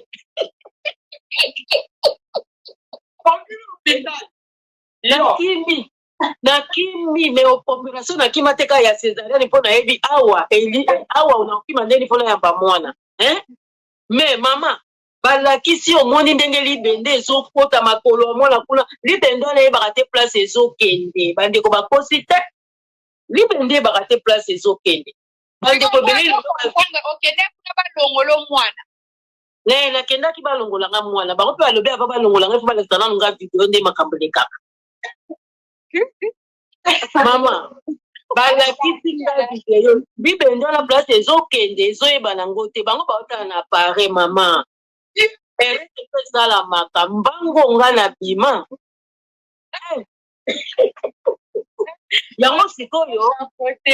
yango sikoyo témoignage nango ezali baoyo nga nayebi ke basala eloko wana lelo mpe na mabala bakoma kolela bana mpo nga namonaka libende wana ngenda kosukisa bango place omwana avandaka mwaye mpe mwana ata batie progesterone bachauffe matrice mwaye mwana azvanda so eza te mpo matrice ezoko ezoki wana esangaka ngolu na nzambe wana esengaka mpo matrice soko ezoki yango nde evandisaka mwana ezaka traitement te mama na pakata mbango témoignage eza video yango il explique so pono kato tia na 1 minute no explique bien tango bandi ba wi mama va to salo tala na nu video bien ozuita na mama ngape na zuita na nganga binatala ndenge salamaka mama tango namoni ndeko kuna boye makolo nyonso yango ndire mwana za ko yamba mwana te libende kuchu nayoka namiyoka somo tibatalaka nsima nazalaki soutien sikoyo tokenda bandeko mibale ndeko moko oyo andima makambo ti lelo alukaka pane ekomaki okota na matrice pota matrice ezanga traitement manzamba asala ngolu opération ezaka opération mama moswahili azoluka lelo laisi eza baexpérience ya mutu na mutu mama moswahili azofa explike biso peke kolongola mpe eza mpe kaka mabe parceke libende ekote esika ekofiangula kuna okoyeba te merci beaucoup mama moswahili akita biloko akiti se soko omata motu ngai abi nalobaka mo eloko moko omoni mama moswahili ndenge alobi ke akotika na hôpital boye balakisi ye video nde yaya ngai na vivango na zemi ya ransi wana mama na biso aza no na kisangani na lobutu ngai nazalaki epai ya papa na ngai na mwasi ya papa na ngai bandeko na ngai tu bamakwakala oyo baza na France na États-Unis na Londres bayebi eloko nini oloba bamemanga epa docteur balongola ngai zemi ya ransi je vous jure je pense que Caroline nakutana nango okutana nango bamemanga wenja bondo na wokwenda baya na biso aza na Londres na kotanga Kongo te bayokaki papa alingaka yo mingi okekisitokendeka balongola yaya okenda patulu ngape mwana moke nayebi oke tokotisa hôpital otala bato batanela oka mayebo o mosusu kuna mosusu zeme ya moke mosusu azotambola makele ezobime na se ngape zelaki natya yo mpe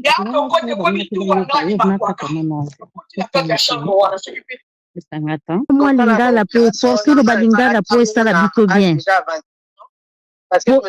Marline Loba na lingala, loba penza moi lingala mukie oyebisa bongo santa qui complexé et tout non, loba. mais quand on lingala peu ebuka non mais bon. Mélangé. Voilà quand on a âge à 21 ans, c'est parce que nazaki complexé, nazaki tayende tikita na ma fête, na ba cuisse mais kitoko vraiment. Mais quand on parle ça oh nzoto kitoko moi munene moi ba ngatiko comme nakola ana bana ko za complexé parce que nakola mina mindele. Donc, on a kenda na zo mo crédit nanga comme na bano sa ba job étudiant na ko sa l'hypothèque. Mais tant que non ça la bongo ba oye biso que en plus na bota rien, na bota qui na tana. Tant oya ba opeso bon médecin a otala yo, atali forme na yo, en ça la ezala harmonieux. Donc toi tu vas dire par exemple na ça la libumna na cuisse. Alors ils sont sali cuisse, il faut te modifier libum. Donc chaque partie du corps eza na prix na ngo. Eza ndeti drogue toko bandi osali boum omona ba cuisse ya munene après il faut na sala ba cuisse pana esala mo harmonie quand tu cuisse na mabumu na libumu après omona mabele et bimi trop et reculé donc on changer les sous donc c'est comme une drogue et après on là ta bagaine wana déjà quand tu pars moi-même j'avais peur déjà de pas me réveiller. Il faut pas se mentir. Il n'y a pas de petite opération. Chaque opération, même quand on l'a mis une anesthésie au Kokufa, chaque opération, il y a des risques. Chaque chose a des effets secondaires. Donc, à Salakamo, en cachette, mes parents, ils étaient pas au courant, que non, là, la pas copine. Et puis, le lendemain, on signe l'autorisation sur Obimayo, Moko, ou, non, sorti contre avis médical parce que après ce que je voulais dire ça, en fait pour moi ça servait à rien sur le coup parce que c'est dans la tête en fait les anamutu comment tu te ressens mon sous alors en bonne santé ils sont bien tu vois parce que après aux AP moi la suivi psychologique na kenda na comme toute bonne congolaise ça suivant dans jusqu'au bout une fois que 4 mois après après ma mère a fini par voir. Après je lui ai dit on a la taïgen et ma piqûre on a tout ça la cana pendant 4 mois et ça va anticoagulant au ben anticoagulant et ça pendant fluidifier ma kila parce que on va nos temps la ralentir on va nous souvent coucher on va nous en a douleur pour nous trouver ma position et tout et ça on a fluidifier sans fluidifier santé au type piqûre on a tout ça arrêt cardiaque donc qui paye l'équidose au gros ça la hémorragie donc et ça j'étais quand tu commences à toucher ton corps tu es obligé de modifier jusqu'au bout ça on va prendre la chirurgie esthétique si quoi toza na la chirurgie vraiment pour la santé na biso ba maman par exemple toza na obésité morbide non on a battu comme la salle sport kolia muke il y en a qui font des sports il y en a qui mangent peu mais ça pas tant comme parce qu'ils sont comme ça il y a des fois après tu deviens trop essoufflé ton IMC il y a beaucoup calculant sur bobeti IMC aussi point sur taille ou taille sur poids je me rappelle plus au la IMC non aux alana maigreur tina obésité morbide on a obésité morbide et tu peux plus respirer tu peux plus marcher donc comme la dame là l'a décrit dans le témoignage, on a bien essoufflé, ensuite tension, on cause de diabète, on cause de phlébite, on cause de ça. Donc, le médecin va vous proposer, non, madame, on cause pas la anneau ou sleeve, il y a plusieurs façons de réduire l'estomac. Mais c'est toujours suivi d'un régime. Tout ce qu'on va te proposer, ça sera toujours suivi d'un régime et il y aura toujours des risques à vie. Anneau, si quand on tient, par exemple, anneau. Voilà, non, on parlait de chirurgie pour la santé. Ici, en France, quand on tient anneau, il faut que c'est pris à 100% par la sécurité sociale. Parce que les médecins, on commet la sécurité sociale et on a l'état de santé, on a la EMC, et tous les problèmes liés, tous les facteurs de risque, genre arrêt cardiaque,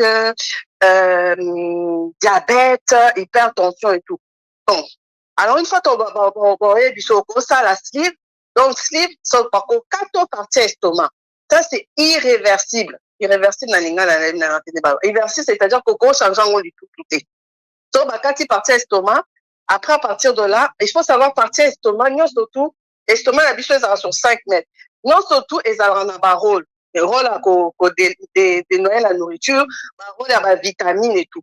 C'est pour ça que moi, je suis à un moment, qui a la vitamine à vie.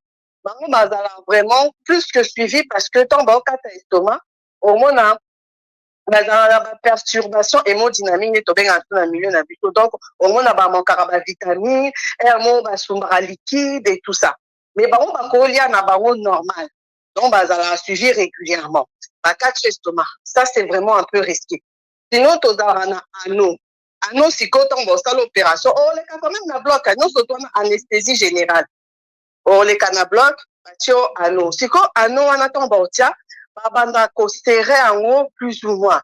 Ko serrer c'est pas que à chaque fois bazon son a bloc pas serrer non. On bâtit anneau. Au moins en médecin on doit serrer il y a 2 ml. Abandon tia mai. Serrage les à partir à mai bâtir mai ba luki place à trou na anneau. Batia ka seringue ba chubi na katesto na bakati ya libume pas ça na libume. Vraiment ba ebi place batia ki anneau ana.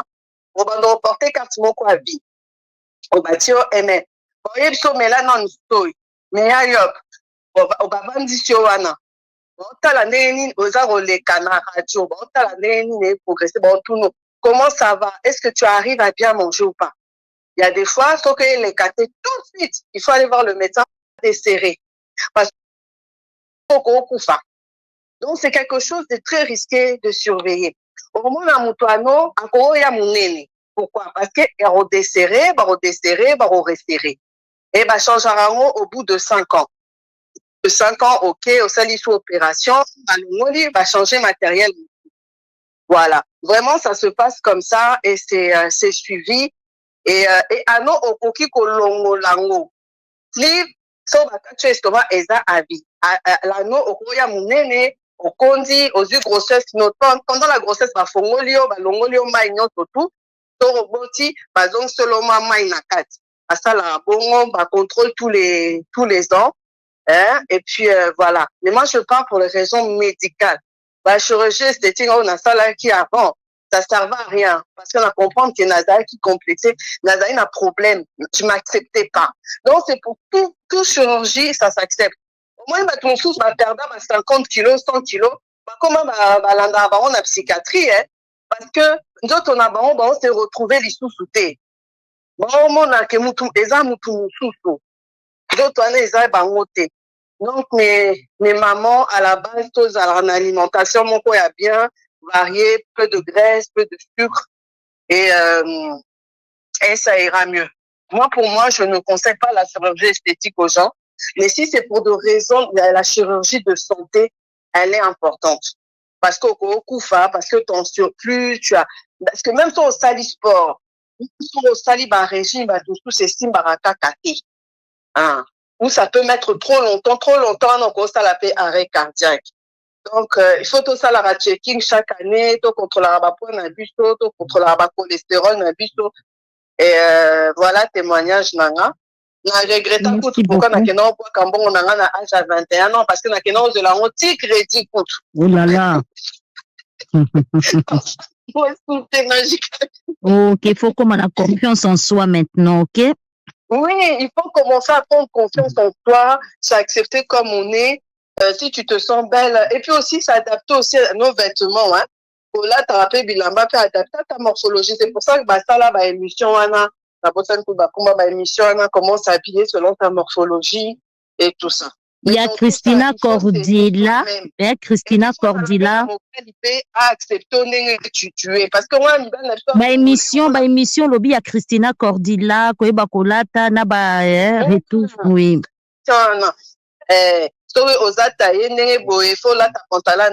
Après, j'allais dire aussi pour vous, les papas. Bon, après, maman, tu es petit jusqu'à 50 ans. Ça m'a belle télématé. L'état qui tu peux pas avoir un ventre plein. C'est moi, dernièrement, on a une césarienne. Au cause d'un aliboumou plat. Il faut aussi s'accepter aussi qu'on est en train de vieillir, qu'on va avoir des signes de vieillesse, soukia pembe, liboumou, et tout. Mais bino, papa, mais moi, je vois pas beaucoup de papas, papa, liboumou nene, kene na Turquie, la chirurgie. papa suki ekweyi oza na suki susu te kende kotia suki neti la légende na warrior na fali. Jamais tolobaka bon. Nous on se fatigue trop à plaire aux autres, trop le regard des autres, au lieu de nous accepter déjà nous-mêmes. Baexplikanga likambo ya baindien bandeko bokeba na médecine ya baindien bandeko moko liuke babengaka Londres etondami na baindia bato bazali bayebi baindia babengaka bango na anglais baindien baindien wana basala nini bayaka na badiplôme na bango lokola eza accepte na Londres na bapays mosusu mpe baacceptaka bango basalaka médecine moko boye ya mayuya kuna na mboka na bango bazwi badiplôme ya mayuya lokola ata eza likambo ya loposo lokola mpe balobaka mwa baanglais ale bakendaka na UK basala nini bazongisaka bango kaka remise en niveau donc batie yo neti na bahôpitaux oza kosala oza mpo bandima yo bakotalaka mosala na yo batindi yo so inane bapilo mwa bongo omona kaka na bastage wana bapesi bango mosala mpo loposo baindien omoni so moto mosusu ata oapprendre bien te mosala epesa biso expérience makasi alors médecine ya baindien bodutaka nango makasi yango mpe bazoboma bato ebele na Kinshasa bomona ye bien ke mama Shako leyo na tie émission na ntongo mpo boyoka biso bamisala na biso ezalaka mosusu osali butu olingi mpo olala oye na ntongo otie mpona opema mwa moke mosusu mpe ezali obanda mosala na midi donc tozalaka na bahoraire moko boye décalé bana mama Shako akufa kaka na bacinquantenaire wana ya Kinshasa batondi ebele mama Shako akufaka mpona lino omona ye koloba na bino aza dentiste nzoka nde azali mokengeli bangombe kuna ndeko ne moko kaka alakisi ye balongolaka na bango boye ngai nayebi na mboka kaka moko ya Belgique bakanga simo boye ya mondibu oyebika bandibu te bandibu baarabe fi yango nzoka nde babotama mapasa sikoyo mapasa wana lipasa moko nde abima infirmière seri biso tokende mpona kosala bainfirmière lipasa moko ya mondibu mama bakoka na bandibu wana oyebi ke lipasa moko ayaka mpe kozwa bacour infirmière me ayaka kimaka na ye azwa banotion azali mpe jeune fille azwa banotion ya makasi te me abanda kokima oyebi ke cour ya infirmière so okimi ka 3 jours bandeko okóma na retard moko eza cour mo epesaka bato motu mpasi surtout bacalcule wana médical surtout obanda bablokis biologie anatomie to ezali babiloko mo ya milai surtout so oza na préparatoire okozwa physique okozwa biologie okozwa mathématique kutu balongola mathématique ya nimo bo ezongi lisusu ozwaka nano physique ozwaka mathématique okozwa chimie banomenclature wana okotanga yo moko bino azongi classe yaya sikoyo so okimi 3 jours ezala mwa mpasi sikoyo ye mondibu wana ya mwasi azali so mpe na ba 19 ans azali mwa moke ya l'époque nzoka nde lipasa na ye so ba 20 ans lipasa ne asilisa classe oyebi likambo asala na lipasa ne sikoyo asalaka bainfirmière oyo ya domicile parce que na Belgique eza boye ata oza aide soignante to oza garde malade na ntongo moto ayaka wana eza infirmière na Belgique eza bongo me na Angleterre babi eza bongo te infirmière ayaka kosukola patient oyo bokosala garde malade to aide soignante oyo akoleka wana infirmière moto ayaka liboso parce que soki malade aza na bescar omoni bescar eza nini moto avandi place moko azotelema te so malade abujaka te ezalaka na baposo na ye ekokangama na kiti ekokangama na mbeto bescar okwa bamapalata babilo mwa bongo escar bato bayebi sikoyo esalaka ndeni biso na Belgique ifo infirmière aye asukoli ma patiente asali ye bakisi alibino sikoyo bokomopesa ye bate ya komela botikali kaka kotala ye tension so babi botala ye tension soki olongola poste ya masuba ochange soki okolongola poste urinaire soki okotala ye température soki okotala ye taux ya sucre mpona bapareil wana nde okopesa ye na médicament e okolambela ye te mesi ya quelque chose a réchauffe okosala yango opesi ye babilo moka pongo neti na basoin palliatif sikoyo yaya na ye azalaki infirmière oyo atobengaka infirmière à domicile oyo akendaka na bandako na ntongo aye awa asali boye bazwaka ata 20 patient na Belgique eza bongo alors bazwaka bi bapermis de conduire mpo soki akoti awa abongisi maladi akoti awa abongisi maladi bana mama sikoyo epesaki ndenge nini ye mondibu wana lokola baza bamapasa amemaka ndeko na ya mwasi mpo tozalaka bamaladi mosusu omona aza ne immobile atambola ate azala ne kaka na mbeku ta mosusu aza na soin palliatif azozela na ye kokufa bokenda kopeseka ya kolia ya komela babiloko moko ya bongo bokenda kopeseka ya kolia ya komela babiloko moko ya bongo bazalaka mpenza immobile omona ta mosusu okosundola ye kosundola te okosundela ye na chambre moko boye azoyeba ne pe te ta mosusu azala ne wana kaka bochangeaka ye bamai bainfirmière aye kaka change ye nini ayebaka ne ta mosusu eloko elekaka te omona ta mosusu aza na bana mindele ako ta mosusu nde bakimaka bango omona aza na vila moko monene abotama ne kaka bandeko 3 bakufa donc ye azalaka wana kaka avocat na ye moto azotala babien na ye avocat na ye moto azofuta babanke na ye sikoyo bino bato bazali bayebi misala ndenge ezalaka sikoyo bino sikoyo ye sikoyo infirmière wana ya mondibu asala ndeni amemi leki na ye ya lipasa bana mama bandibu oyo baarabe amemi leki na ye ya lipasa baokoma kuna alatisi leki na ye alobi omoni oyo soki oleki kaka longola ye azolakisa ye donc awa aprendre ye na ndako nde bakotisaka bi oyo lokola azalaka aliaka sous perfusion olongoli kaka oluki mosisa donc ayebi mosala infirmière na ndenge olanda ndeko na ye sikoyo ndeko nasala ndeni soki avoyage akende Maroc une semaine ye leki na ye wana alekaka lipasa azosala bapansement donc baoyeba kaka eza ye eza peneti ye infirmière aza ntimba ye aza njuzi infirmière te mais ye sikoyo amilatisa kombo ya ntimba soki aleki mpe azosala bapansement soki mpe aleki azosala makambo nyonso kaka oyo yani asalaka yani akofana na Maroc une semaine ye asali tour donc azosala mpe azopesa barapport azokobenge mpe na caméra yaya sikoyo azoleke mpa bapatient nyonso bapatient mosusu kuta okesukola bango baoyeba teke ye mosusu ya mindele baotimbela te me mundele moko ayaka kotimbela ye basamba na tribunal lokola mpe eloko ya makasi ezalaki te donc nayebi te ndenge esukela bango tala bariske yango ozomona naye kobeta likambo ya baindia bokebaka yango ozomona baerreur médicale ezosalama ebele lokola baindien baza wana baza mpe na bamapasa na bango baza mpe koapprendre bamédecine ya mboka na bango ya nsima ndako baindien ebele bozomona lelo baza na kati bazosala bainfirmière bazosala baaide soignante bango kutu balinga mingi ya infirmière na badocteur nga mpenza so naokendanga badocteur ya baindien te siko ntango bayaka na France bayaka na Belgique aza na expérience ya mosala toboyi te expérience ezalaka bien mais atangi te aza na notion te oyebi ntango biso totangaka na baekole oza na notion parce que bazoyebisa o nano